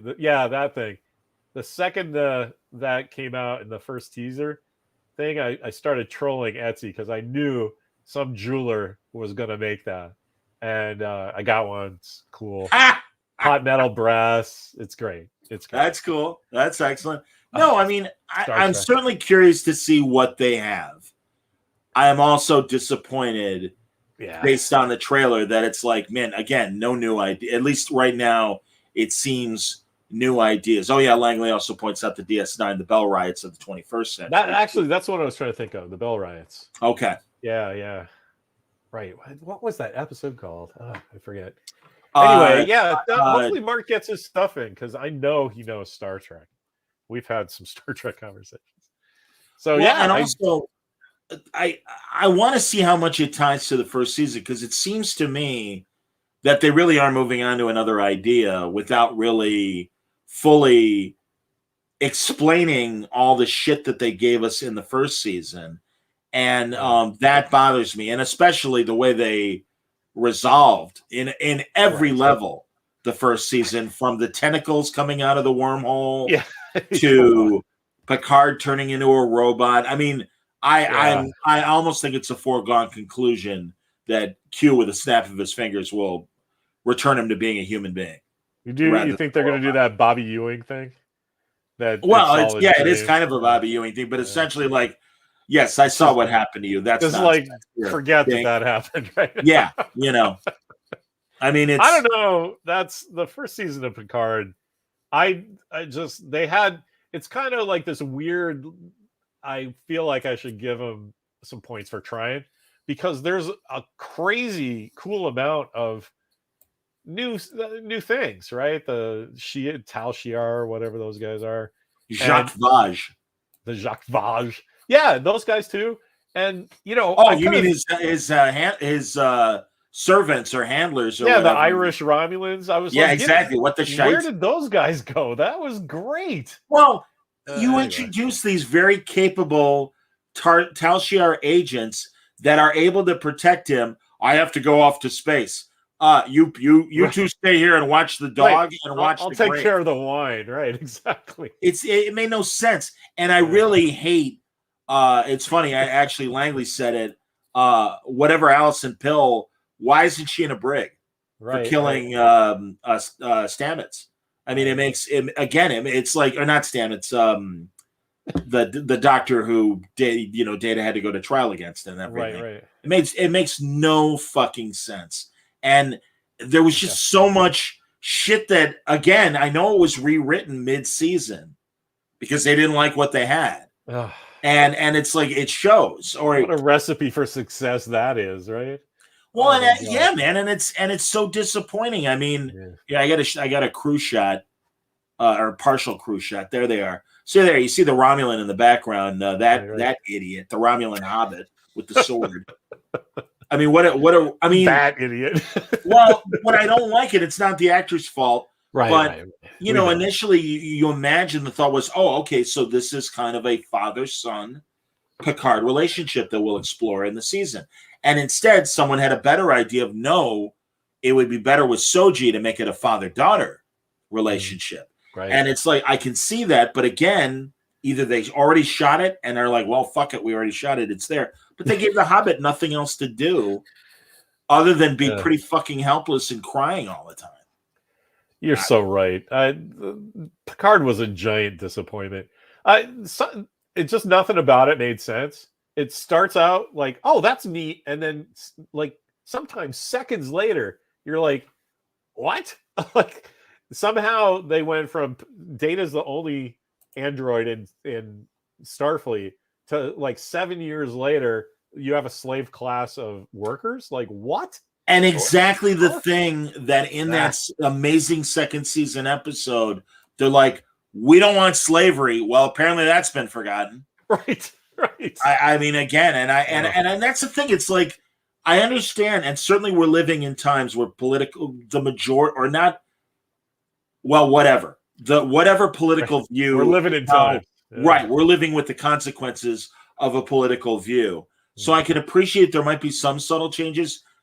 I really think, unfortunately, and this is something that Roddenberry set up that all the writers were frustrated by, but I don't believe that Earth figured this shit out up until about 20 years after Nemesis, and now we're xenophobic again.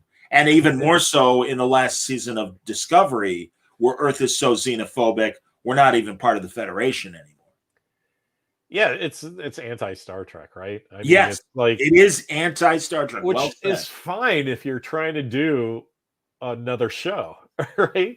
Why are you doing that to poor Star Trek? It's totally square peg and round hole. It's like, yeah, Langley's right. It's just a bunch of nonsense in service of nothing. Yeah, or again, hopefully they pull it out. They, season one, I keep bringing this up. Season 1 of Picard, you've got a Borg cube in the hands of Romulans. Nothing from the Klingons. Nothing. That to me, is like the Israelis having something, and you never hear anything from Palestinians. I mean, it's like that doesn't make sense. It's too. In some ways, they've really narrowed the focus of Picard in bad ways. Where it's like, I'm sorry, again, you've got 50 years of a whole galaxy of different alien races, and even to the point of, we couldn't help the Romulans because 10 or so or 15 races threatened to pull out of the Federation. It's like, yeah, but I thought over this period starting pre-Kirk to where we are now, there are hundreds of planets in the Federation. I could see it being an argument, but I'm like, I don't think it flies in the face of the Federation's whole thing of, no, we're here to help. And I also don't like how they turned it into, I forget the phrase, but essentially white men going to a, third world country and showing their supremacy and everything. And that even Picard going to the Romulan house or the Romulan planet where they get Romulan Legolas to show up and everything. And then he's in the white suit and really Right. Yeah. he's the white savior amongst all the natives and stuff like that. And it's like, no, man, the Federation was always like, we like you. You want to be with us. I mean, and when they were playing by the rules, we're not going to fuck with you. So we're not going to make you change into what we are. We're just going to help you out. Right.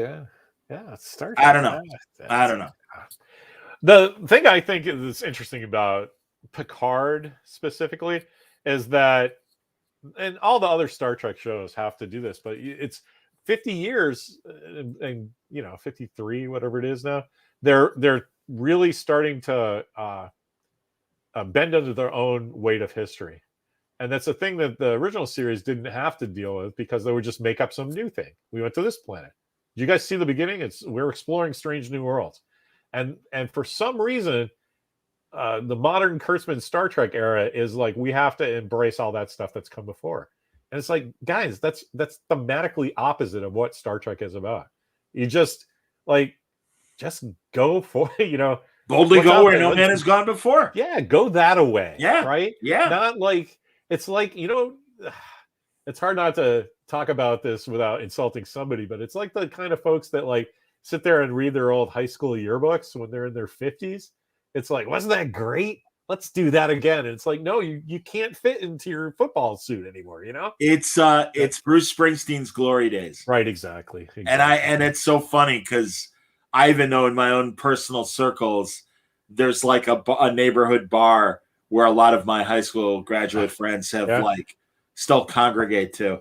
And I'm like, I hate that fucking place. Like Glory Days just screams in my head every time we walk in there, and it pisses me off. I'm like, I have no regrets about my high school years. Right. I still love all my friends. I'm like, I'm doing new things. I'm doing new interesting things. I don't know how to break it to you. So it's a really interesting thing in like the American Western experience. I mean, like it's 4 years of your life when you're a kid. Like I don't get why there's so much. I mean, I don't know. I suppose I do get it because I'm a big Bruce Springsteen fan. But so of course, relive your days when everything was great.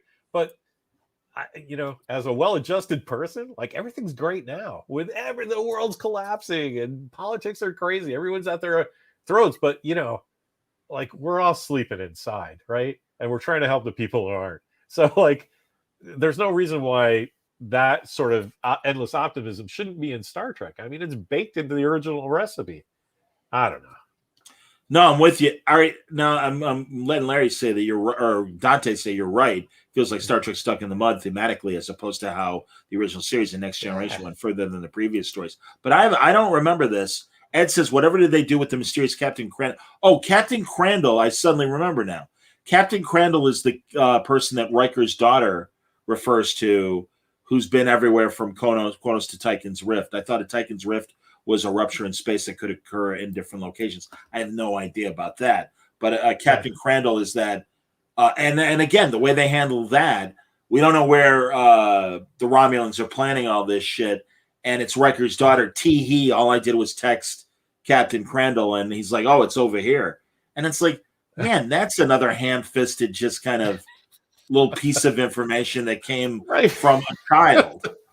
Well, it's not any worse than that crazy doodad that the Doctor Who sonic screwdriver they had at the end is like, oh, this little gizmo just fixes everything. Like, just don't. Yeah, just think about it. Just think about it. Yeah, I know. And again, what a slap Fix in the card. face. Why make him a robot? Fix the thing in his head. Just think about it. Oh my god. You're right. I don't know. That's a good point too. No, I again, the simplicity of solution to a lot of complex problems was just so fucking annoying. It'll be interesting to see what Discovery going into season 4. Okay, now they are established 1,000 years in the future. It's not that awkward. All right, Starfleet doesn't know how to figure us out now, and we don't know how to figure out this new version of Starfleet. Supposedly all that's passed.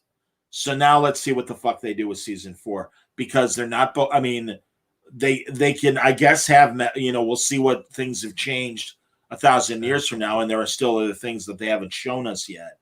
But yeah, I'll be very curious, and it's coming up. It's going to be before season 2 of Picard or Strange New Worlds, season 4 Discovery. We're going to get it at the end of this year. Here's the thing that you mentioned up top, that I was a columnist on stuff, and I was writing Star Trek columns for EJ Fettis's Spunky Bean, and I did the first season of Discovery and the second season of Discovery and Picard, and I did Lower Decks, and what are we on Lower Decks now? The 5th episode, I think. This is I think we just had either episode 5 or 6. Yeah, after episode 3. I realized I hadn't written any columns for EJ. So I was like, man, I guess I just don't care about Star Trek anymore. And it seems a shame, Well, that it's not, I have to remember to watch Star Trek. And I'm not going to watch Prodigy, and I have no hopes for Picard, other than Mark might pull something out. Anything good, I will predict right now. Really, you're not curious enough to see what they do with it to stick with season 2? I'll watch it. I'm going to watch Discovery too, but it's not Star Trek to me. Some guys are 1,000 years in the future. Okay, that's cool if you did it, but they're not doing 1,000 years in the future. They're just doing 1,000 years in the future is the difference between us and Vikings. There's a lot of stuff there. So you want to put them 1,000 years in the future? Do crazy crap. That's going to be 1,000 years in the future. Nobody can tell you you're wrong because it's 1,000 years in the future. It's not. It's just a whole bunch of guys in different suits now. I hate to do this with the live show, but I really have to go to the washroom. Larry, do you mind not at all over and talking while I excuse myself for a moment? Give me something to talk about, though. Let's see. I don't know. I'll talk. Go ahead if you got something. I got something. I'll talk about it. Go for it. Thank you, guys. Sorry about that, everybody. Yeah, bio break. What are you going to do? Geez. My favorite Star Trek episode is the Omega Glory. And I love it because it is so cheesy. I love that it's it's so nonsense. The American flag, we the people, Ib Plebista, Spock's in the Bible as Lucifer. That's just crazy. That's the stuff that is missing from the Kurtzman era stuff. That there's no just hanging it out. I don't know. I think that's great. I miss John Price. I got to tell you, I hope that guy's okay. He gave himself a concussion or something. I don't know. I hope it wasn't an accident. I haven't heard what happened, but he's a tall cat. He's 6'4", I think. And I really hope he walked into something and gave him his own concussion, because the world's not built for people that tall.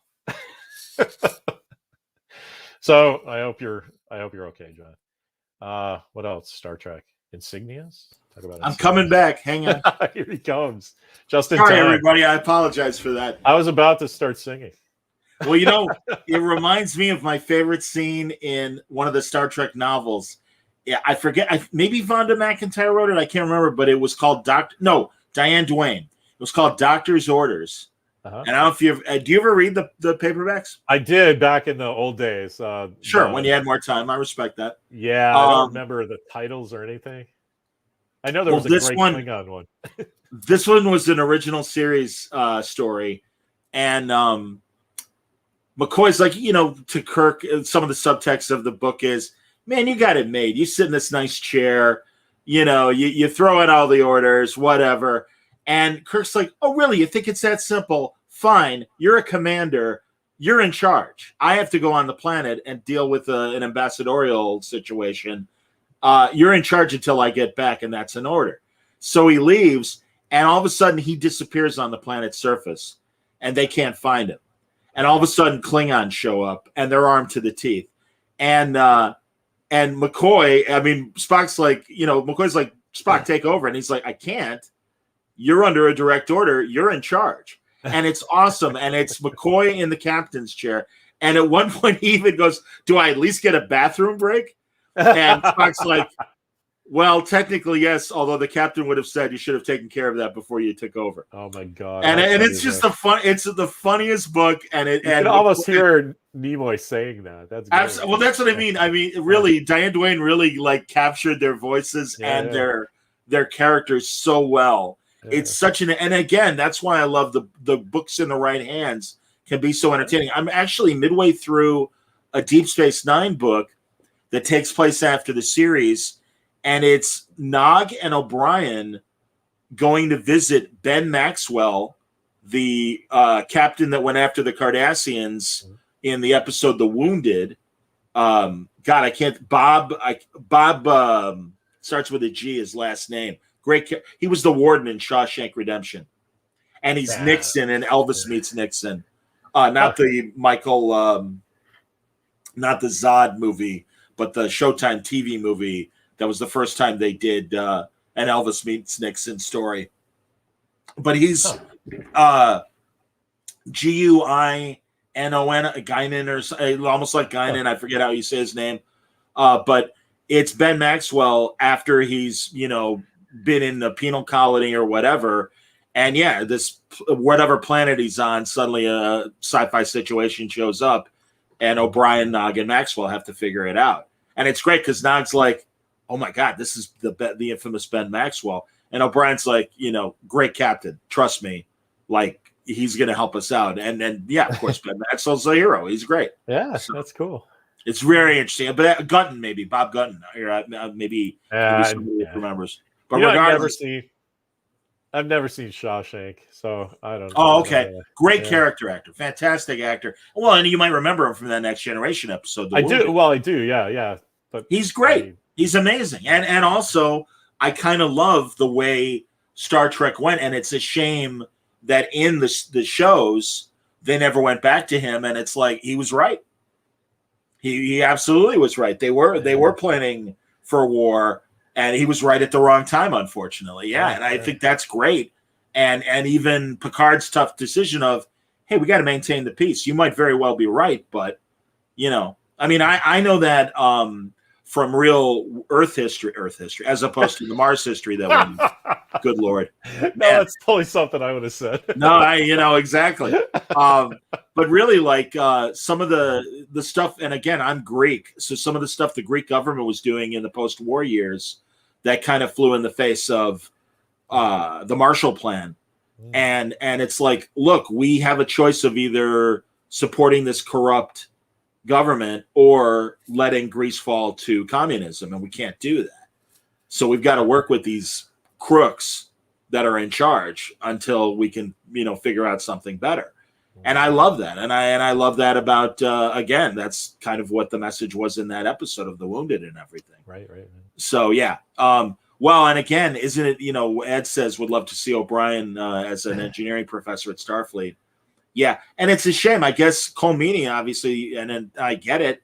The only thing he didn't like about doing Star Trek was it kept him away from his family who were still in Ireland. Yeah. So I can appreciate that. I learned a great thing about his costume. How he always rolled his sleeves up. The sort of purple gray undershirt had 3/4 sleeves on his costume, and the standard jumpsuit, they had special Velcro to keep it up. So even as he moved his arms around, it always looked perfect. I just always thought, I never noticed that when I was watching Deep Space Nine, and I found that out the other day. I thought that was cool. And now I can't not see it. It's like, oh, look, that's 3/4 sleeves. This is hilarious. I haven't been reading all the Deep Space Nine books, but Langley says that Quark and Ro Laren start dating after she becomes captain and Kira's, or after she becomes captain, Kira's second in command at the station. I did know that she took over as second in command, but I didn't know that she and Quark. But that's fantastic. Yeah, Ro Laren finally got to Deep Space Nine because that she was supposed to be Kira's, right? Right, exactly. Yeah. Initially they wanted Ro's character to be the Kira character, but Michelle Forbes had no interest in doing it. John, I wrote that Star Trek special for MTV back in the day, right? No, I didn't know that. Tell me. Yeah. I have no idea. Talk to me. Do you remember MTV's Big Picture with Kurt Loder? They did a special edition of thing called the Star Trek logs that happened in it. It was to promote Star Trek 6. And so 6 was Undiscovered Country. Oh, sure, of The course. one with Yeah. So the Love that Pepto Bismol blood. That's what I like. What's that? But the Pepto Bismol floating blood. Yes, That's what I always exactly. think about that one. Hilarious. So yeah, my oldest friend, I've known this guy since third grade, was working for MTV and got the gig. And he told his bosses, he's like, look, my old friend back east will save us days of production because he just knows everything. So Yeah. so just fly him out here. So I flew him out, and he gave me credit on the screenplay, which was awesome. And but the best was we got to shoot the conceit of the show was that Counselor Troy was calling up the events of Star Trek VI as if it was her history, and then we cut it in with interviews with Shatner, Nimoy, DeForest Kelley, and everybody. Everybody. So Cool. Wow. yeah, it was really fun. It was super well received. I forget why I brought that up. Marina Sirtis was on camera, like going through this stuff. This happens to me all the time. I'm getting old, man. I swear to God, it wasn't just me bragging about my Star Trek credits. No, but I don't know if you heard me. Marina Sirtis was she on camera going through the logs? Yeah, wow, that's amazing. We shot on the bridge, and super wow. fun. I got to throw my leg over the. We did a little camera meeting in the ready room. I threw my leg over the chair like Riker, and I looked at my buddy Rick, and I was like, "Dude, we got they were, but that's why Ro Laren. They were shooting 2 episodes of Next Generation. They had the bridge, some corridors, the transporter set on one stage, and then like sick bay and the shuttlecraft hangar, the giant set was on another stage, and they were shooting over there that day. So we got to shoot on the bridge, and the conceit is that it's a refit, and she's on the bridge by herself, and nobody's there. And to pass the time, she's watching Star Trek VI, basically. And it was great. We wrote a whole script for Brent Spiner, and he's like, "I'm not putting all that shit on my day off."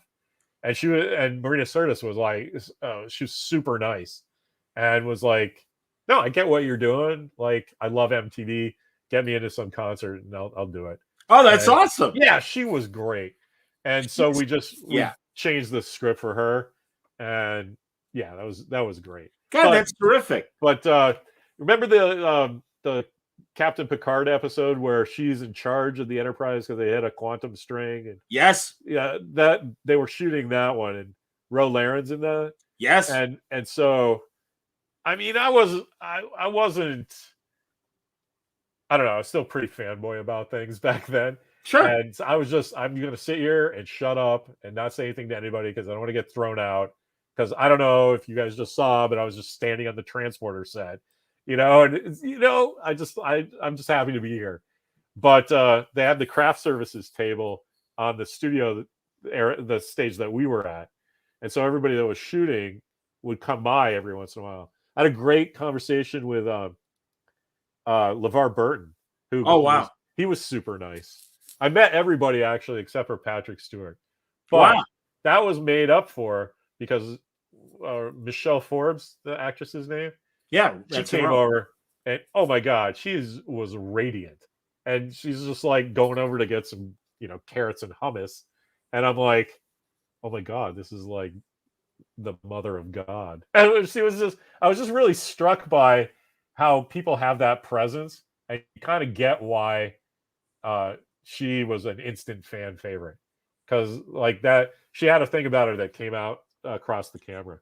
Absolutely, connection. It's really interesting.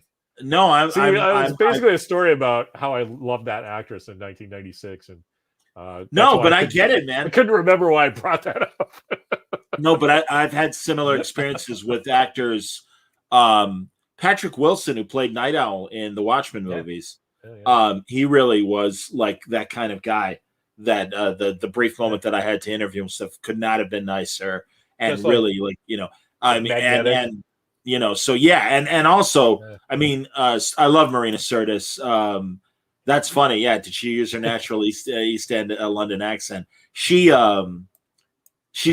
also a British Greek woman, the way I'm a Greek American and everything. And I love, no, she's fantastic. And I love her at conventions where she speaks her mind and has no problem telling you why Paramount sucks or sucked back in the day. And filters off with her. And I love that about her. She's fantastic. So I met Frakes. Frakes was really cool.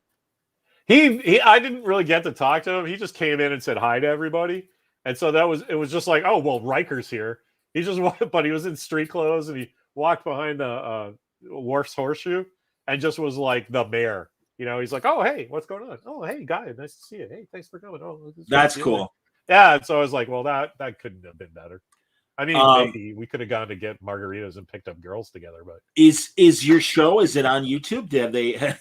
It is. I'll send you a link. Please send me a link. I really want to watch it. It's really crappy transfer on. I don't care on YouTube.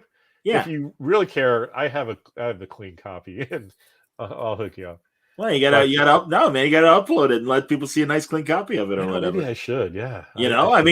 Honestly, I am so. I never thought of that. Another word balloon tangent. I love, and especially again, we're close. We're almost the same age and everything. I love finding old 70s movies of the week on YouTube. Oh yeah. And a lot of times the transfers are complete shit. But I remember them. And Burnett is another guy that I'll talk to and be like, hey, remember that weird sci-fi movie where some sort of phenomenon happens and all of humanity is like reduced to like sand? And it was a Peter Graves movie.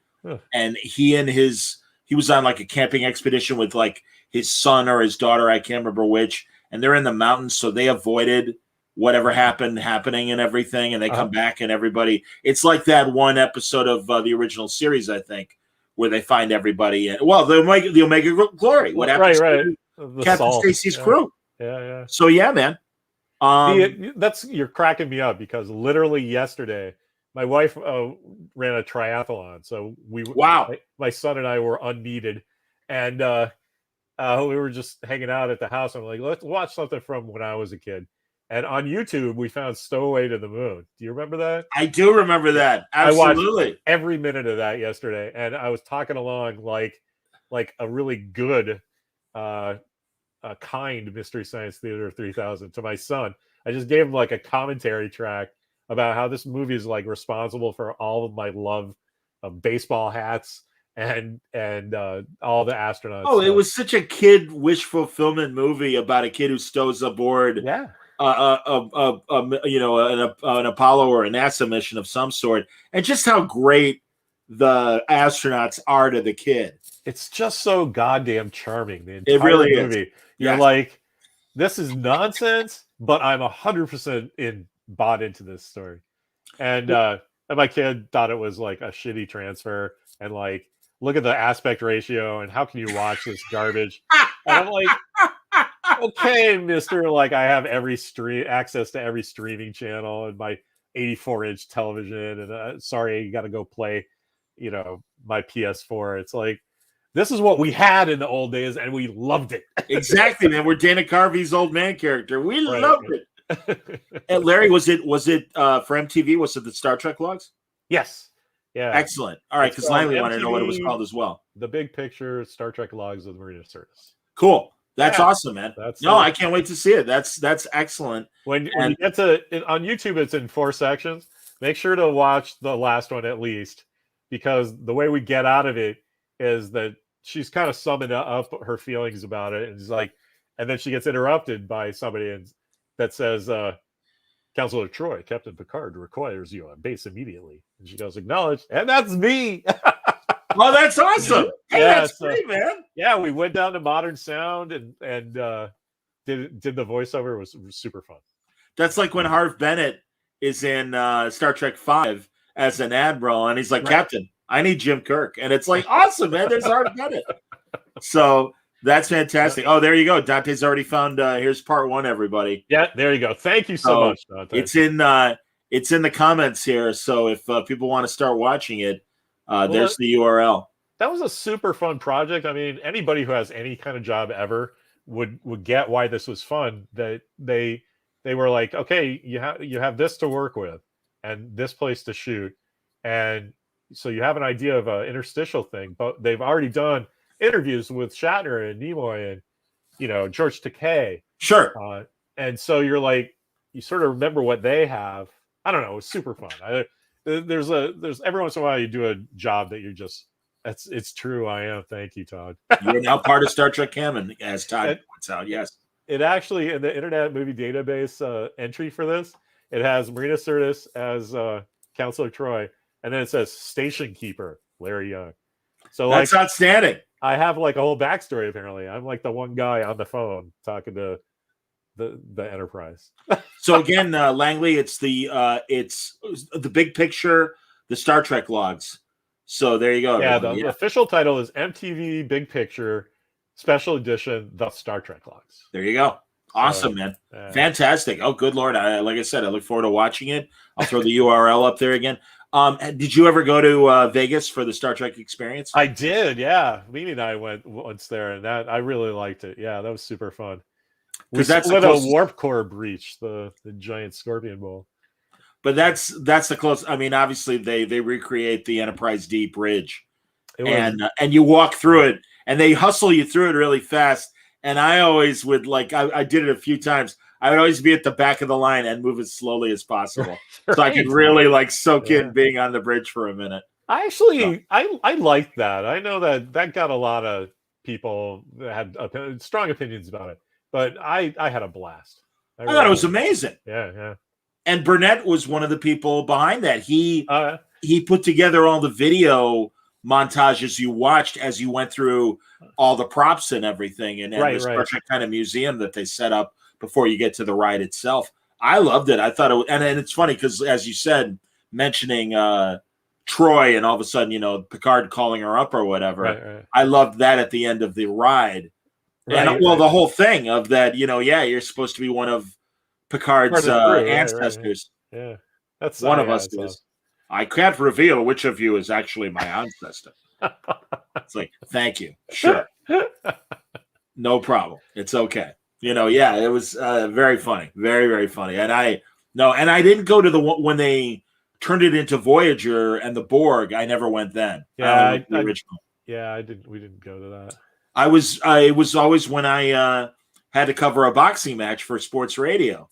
So I mean, take the long way home.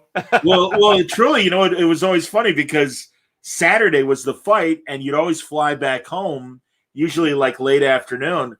So yeah, my Sunday morning and early afternoon was spent at the Vegas Hilton before I went to the airport, and being in Star Trek, and then also, as you know, they had Quark's Bar. Yes, set up as a restaurant. Yeah, that was fun. And yeah, man, I mean, so yeah, I'd watch early football and get blitzed at Quark's, because I'm not driving. I didn't care. So I'd get drunk at Quark's and everything. And I'm like, this is awesome. I am in Quark's Bar. This is fantastic. That's a funny thing about Lower Decks. How do you feel about Quark's being in and out? It's funny. Yeah, that he's franchised. I think it's hilarious. I can't believe we talked all about the latest episode at the beginning and didn't mention the Armis thing. That was Skin of Evil bad guy, the oil slick that killed. Those are the jokes I like. It's like, you're some kind of Skin of Evil, or they said to the Ferengi, "What are you, last outpost Ferengi?" Come on, you don't find that charming? I think that's funny. I think those are okay. Yeah. But also the insults they gave Armis, it's like, okay, great premise, but you kind of blew it with what? Yeah, you look like a pile of shit. Okay, it's like, all right, whatever. I think I'm just I think I'm really more in touch with my inner early Will Ferrell movies than you might be. Just I don't know. That kind of stuff does that kind of crass humor. Definitely, you have to be in the mood or on its wavelength, because there's an art to it, but no skill. If you know what I mean. It's easy. It's easy to make that joke, but there is an art to it. The Mugatu episode, which I did like, but when they went to the Mugatu shit joke 3 times, it's like, okay, we get it. Move on. My kid and my wife weren't so down with a masturbating third Mugatu, Yeah. But not everything's going to be perfect. I really like that they addressed the whole. Everybody in the cast of the original episode says it one way, McCoy says it a second way, and then there's a typo in the credits. So that's a pretty inside baseball joke to like base a whole episode on. Sure. So I'm going to give it to him on that one. Well, I like that one. I liked the main premise of treating the Mugatu like, Jane Goodall's apes or any endangered species and everything, and that there were poachers and the Ferengi were treating them cruelly. But I also really loved, first of all, the board game that Rutherford and Boimler are playing, Compromise. Yes. And it's so perfectly Star Trek and anti-Risk. Right. And clearly it was based on Risk, but also that was the solution to the problem. Right. And again, it was a very Star Trek story idea of, no, we're going to talk to these people and talk them out of doing things poorly. And again, that's why, and thankfully, at least in this case, Mariner recognized that Boimler and Rutherford, despite being boring, actually were the right solution. And again, that's that evolution in writing where I'm like, okay, either they're listening to us or they're really looking at their characters and suddenly realizing, all right, let's, for whatever reason, again, that they're moving away from Mariner. Oh, she's a badass, and she's got to figure everything out. That it's like, no, these other people, especially Rutherford and Boimler, and I wish they'd give more agency to Tendi, because again, she's just always excited to be there, and it's like, no, she's smart. It's like, let her be smart. Let Boimler, and that's why that was the strongest thing I liked about this week's was it was like, no, Boimler's like, yeah, quit talking about how to solve a problem and actually fucking solve it. And it's like, yeah, that's good. Like, I'm really glad that Boimler. That was the best thing about last season was, yeah, I'm going to the Titan. Fuck you. I did like that. It's like, this is his dream. I like how they got out of it too. It's like, oh, transporter accident. That was, and I like everybody in my house was like, okay, like they had no problem. That was funny. With that. No, it was funny. One of the things that those lower decks guys really have to face is just storytelling problems in the 21st century, because you and me, everybody with access to the internet, seconds after you turn the TV off and spout whatever you want about what took these guys a year to do. So in the old days, nobody remembers that Dr. Bashir was a dick. Nobody liked that character for the first 2 years. And you sometimes have to do that to let things grow. So that's why Mike McMahon obviously knows what he's doing and the people there. So I really think that this frenetic, crazy Rick and Morty throw all the spaghetti on is kind of like what Seth MacFarlane did with the Orville. That like there's nothing you can do about the audience expectation except address it and then subvert it slowly. And then every once in a while it's boiling frogs. Like we're going to get to the end of it and go, oh my God, I can't believe how crappy the first 3 years of Lower Decks was, because it's so genius at the end, And that happened with Next Generation, right? It's like, absolutely. When you try even Deep Space Nine after I think the first 2 seasons. And even you can even argue until Worf showed up in season 4. But I think once they got into the Dominion storyline, they kind of found their footing. Once they let Avery Brooks be Avery Brooks and made him captain, shave the head, goatee, I'm like, okay, now you should have started in the beginning. You wouldn't have had this problem.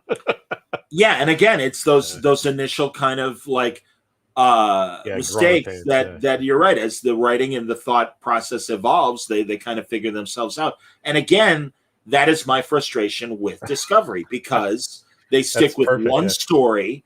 They're not stretching themselves. They're not giving other characters the opportunity to develop beyond Tilly and Culver and Stamets, and even the non-binary characters that they introduced in season 3.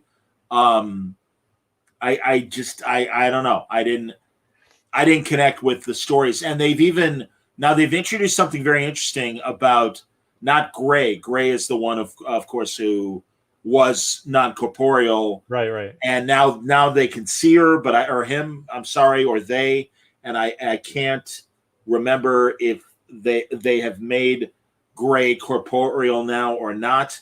I don't But- no. It's just Okay. something.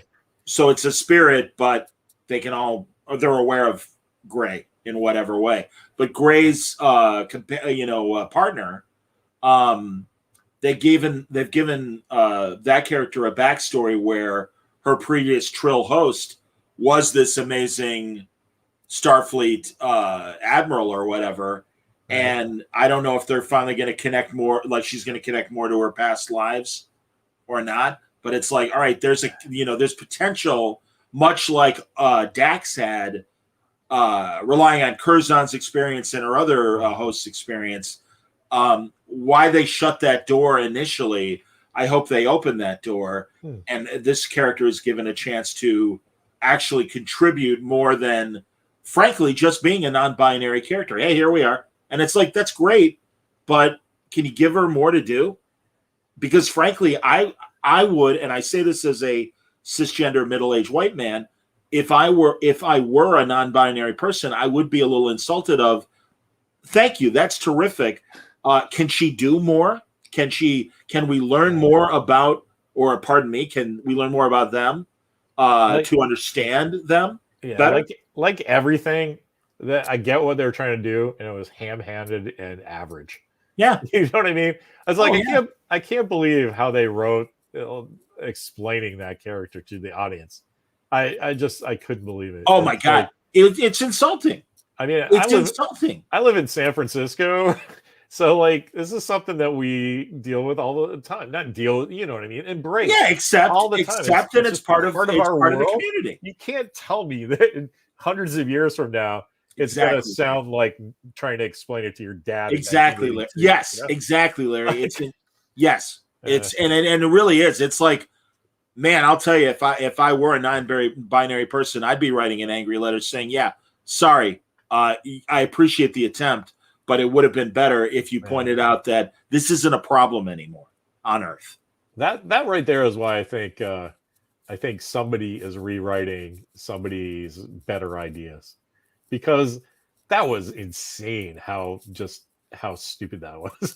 Well, and again, I feel that I'm not understanding the community that they're addressing. Yeah. But in the end of the second season, at some cataclysmic moment on the ship, there's a corridor scene where you see a lot of crew members, and in the background, we might have even discussed this before, Larry, but there's a crew member in a wheelchair that just kind of the wheelchair across the way.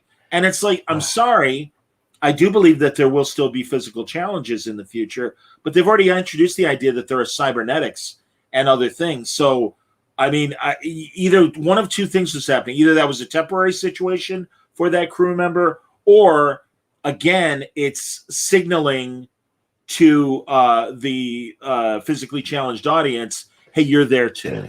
And it's okay to do that, but I think, hey, you're there too would be like, we fitted you with, just like in that episode with Worf, where he hurts his spine. Mm-hmm. And initially they're like, hey, we got sensors on your legs. With therapy, you're going to be able to walk again and everything. And I don't have time for this shit, which is essentially his subtext or whatever. Right. I don't want to live this way. But yeah, I mean, that's the thing. It's like, that's just again, your visual, you're signaling, and it's like, yeah, that's cute. Man, again, I feel like an asshole saying that. I don't mean it in a disrespectful way. And I don't think anybody could take it that way, because it's a science fiction show. So if you bring something up like that, you need to address it, right? It's I don't know. It's why have a guy in a future wheelchair without giving him a line, right? Or having right. I get maybe he's a day player and he doesn't. You don't give him a line, but you have to give one of your stars then a line saying, Jesus, so and so fell down in the Delta Ray is really a reckoning. Hope he gets better. You have to say something, because otherwise it's stupid. It's just straight up dumb. What's the guy in the future in a wheelchair for when everyone on the bridge has something on their face? Like, you can fix people's brains, but you can't prop somebody up so it looks like they're walking around. Come on. Right. Or again, give them cybernetic legs or whatever. But truly. Anything. But also maybe there's solution to that, and actually giving more agency to a character like that was in season 3, that first officer to the Orion that they were dealing with was also physically challenged.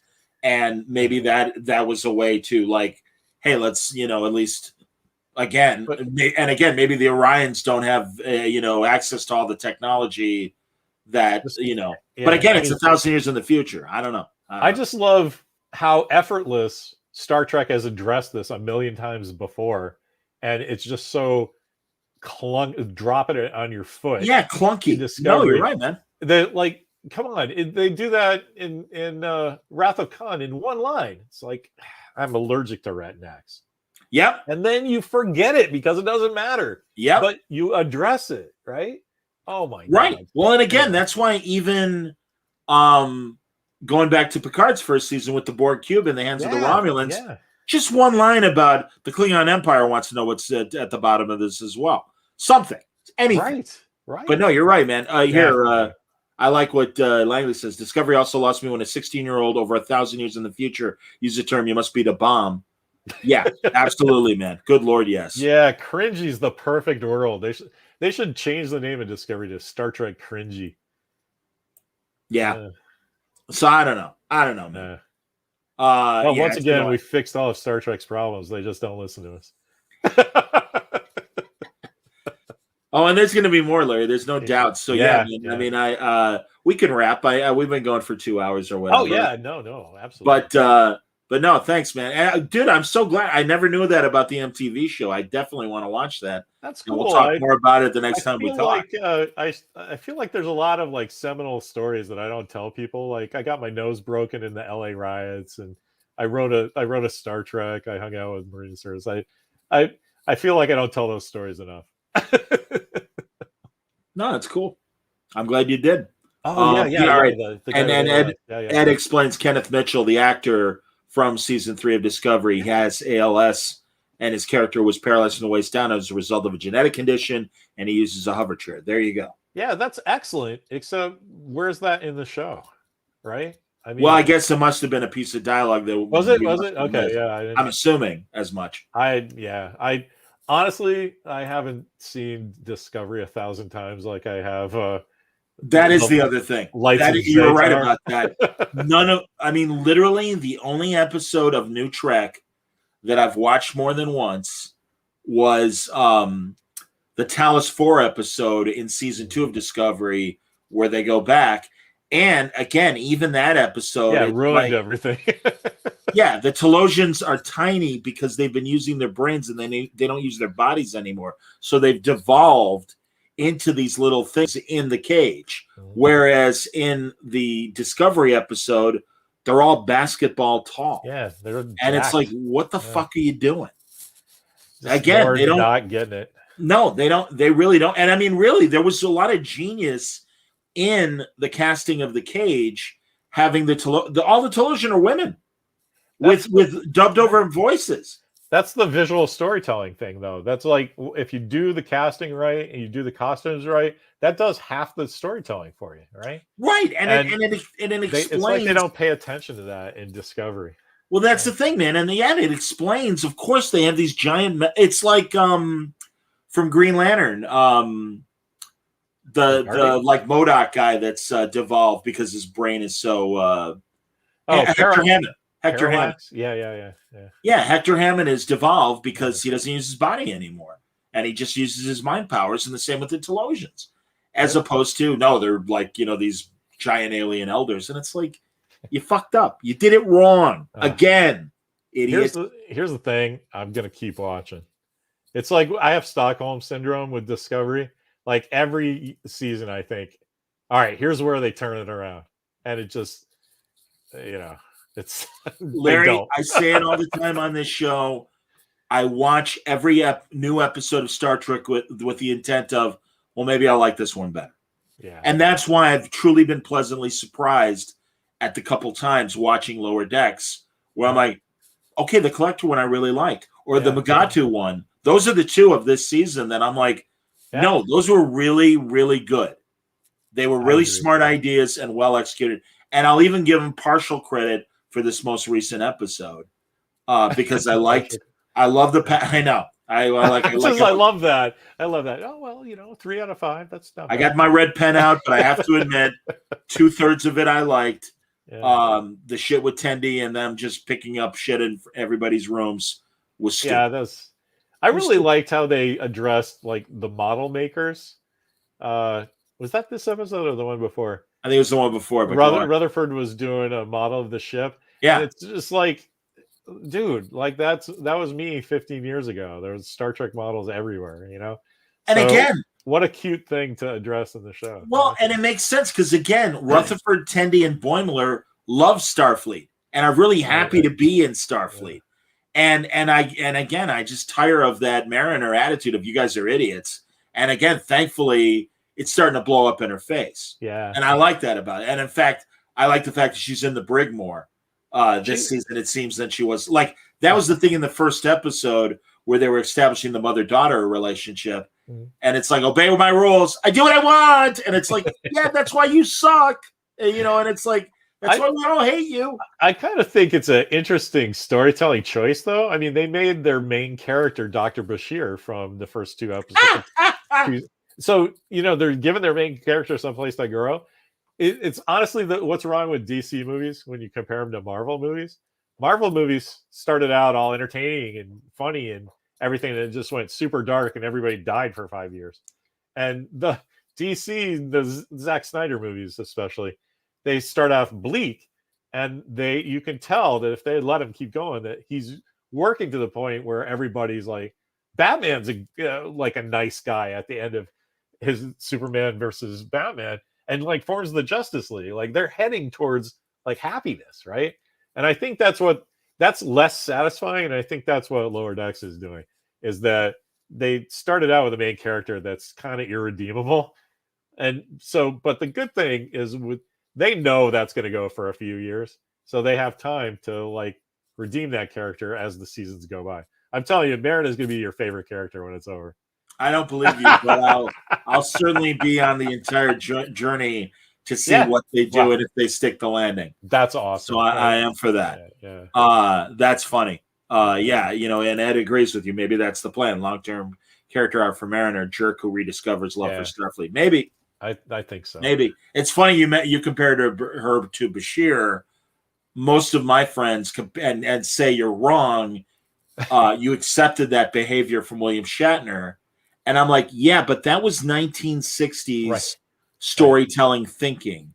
And if anything, Michael Piller on Next Generation and beyond kind of cracked the code after the first 2 seasons or really after the first season, where it was like, we need more stories about our crew.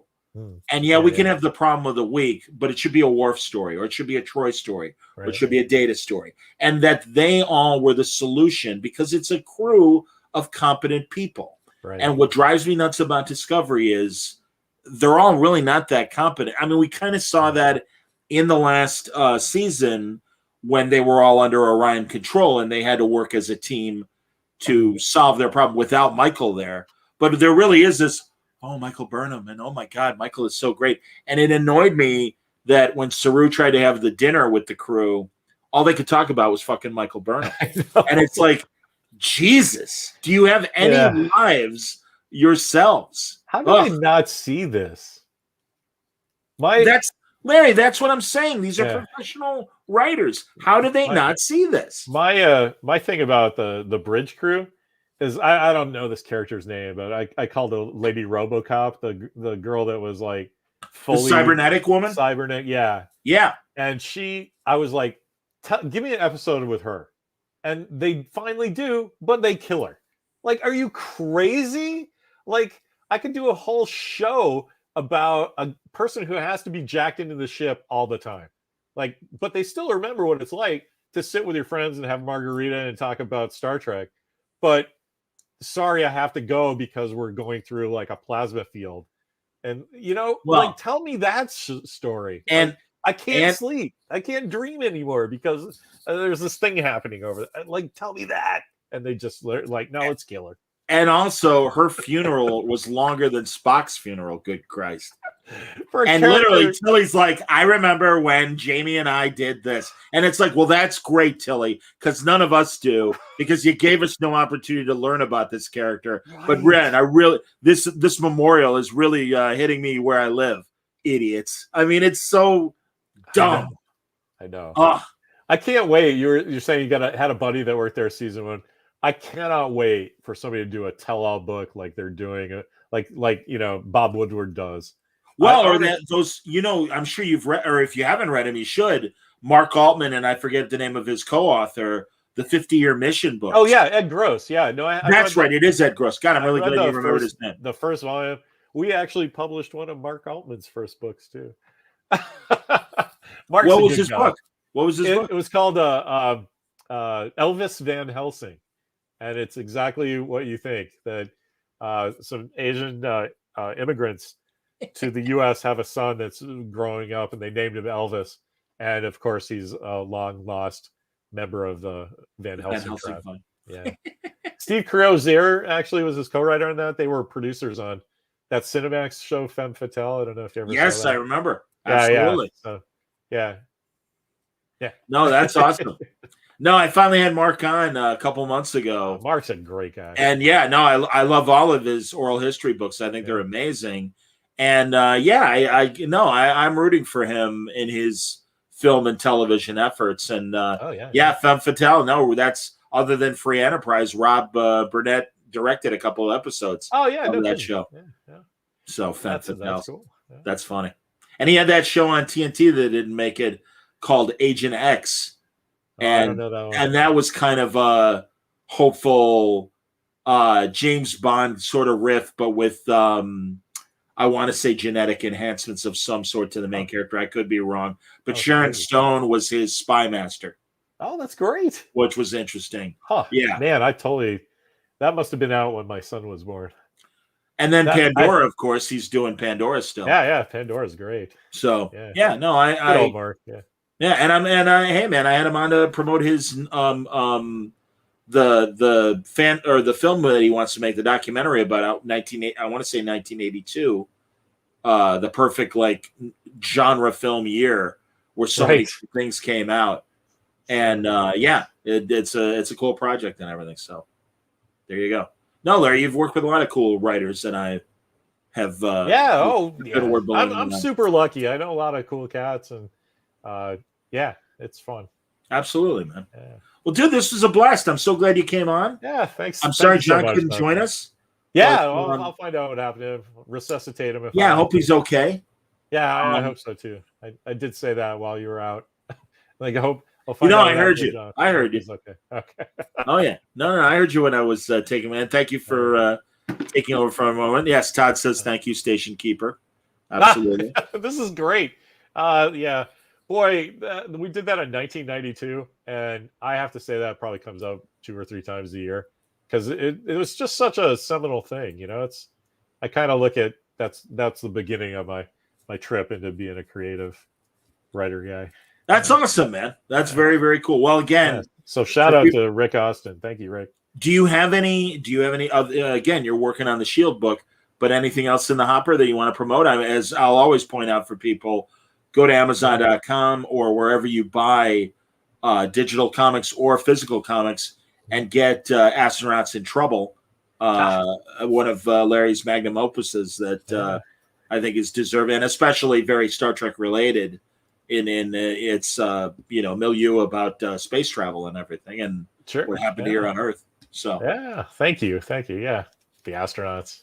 Anything else? Great. Yeah, no, actually, what's really fun? My son's 14, and we do a little YouTube thing every once in a while called Dork Court, where he and I talk about something fun.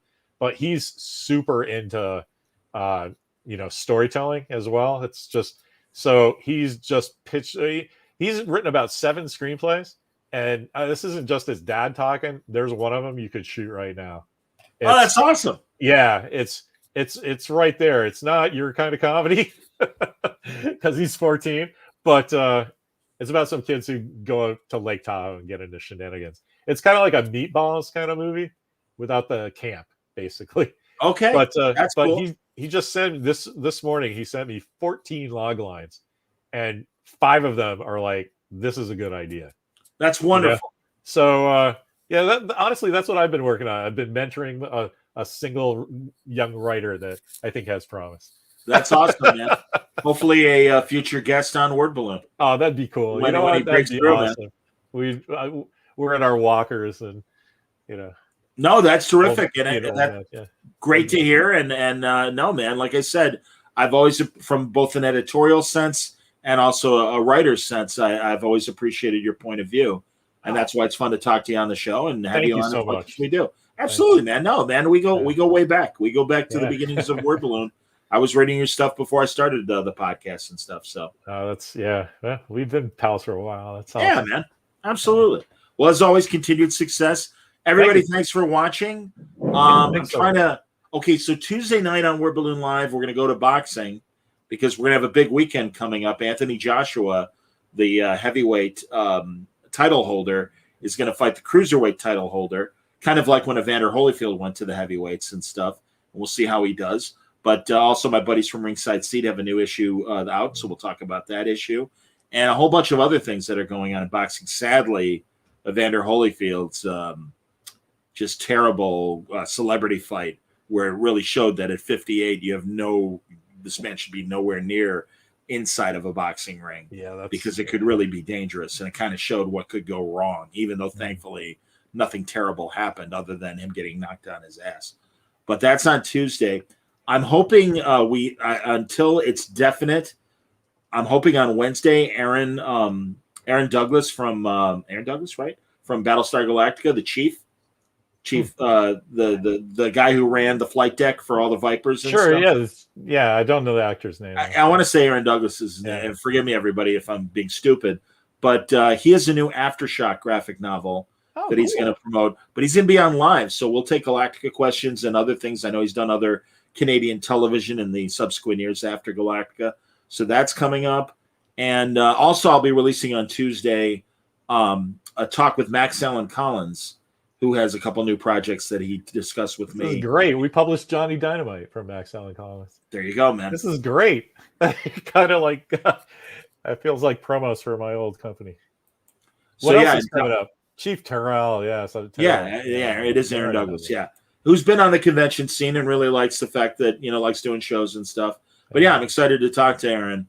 And Jeff Parker's coming up because he's got a new Kickstarter that drops on Tuesday. So I look forward to talking to Jeff. Didn't Jeff do one of your books too? No, but I'm a giant fan of his. Yeah. He's amazing. Absolutely. Yeah. So that, in a nutshell, is what I've got already planned for Word Balloon. And, of course, another Trek Watch and another episode of Kinescope with Gabe Hardman and company.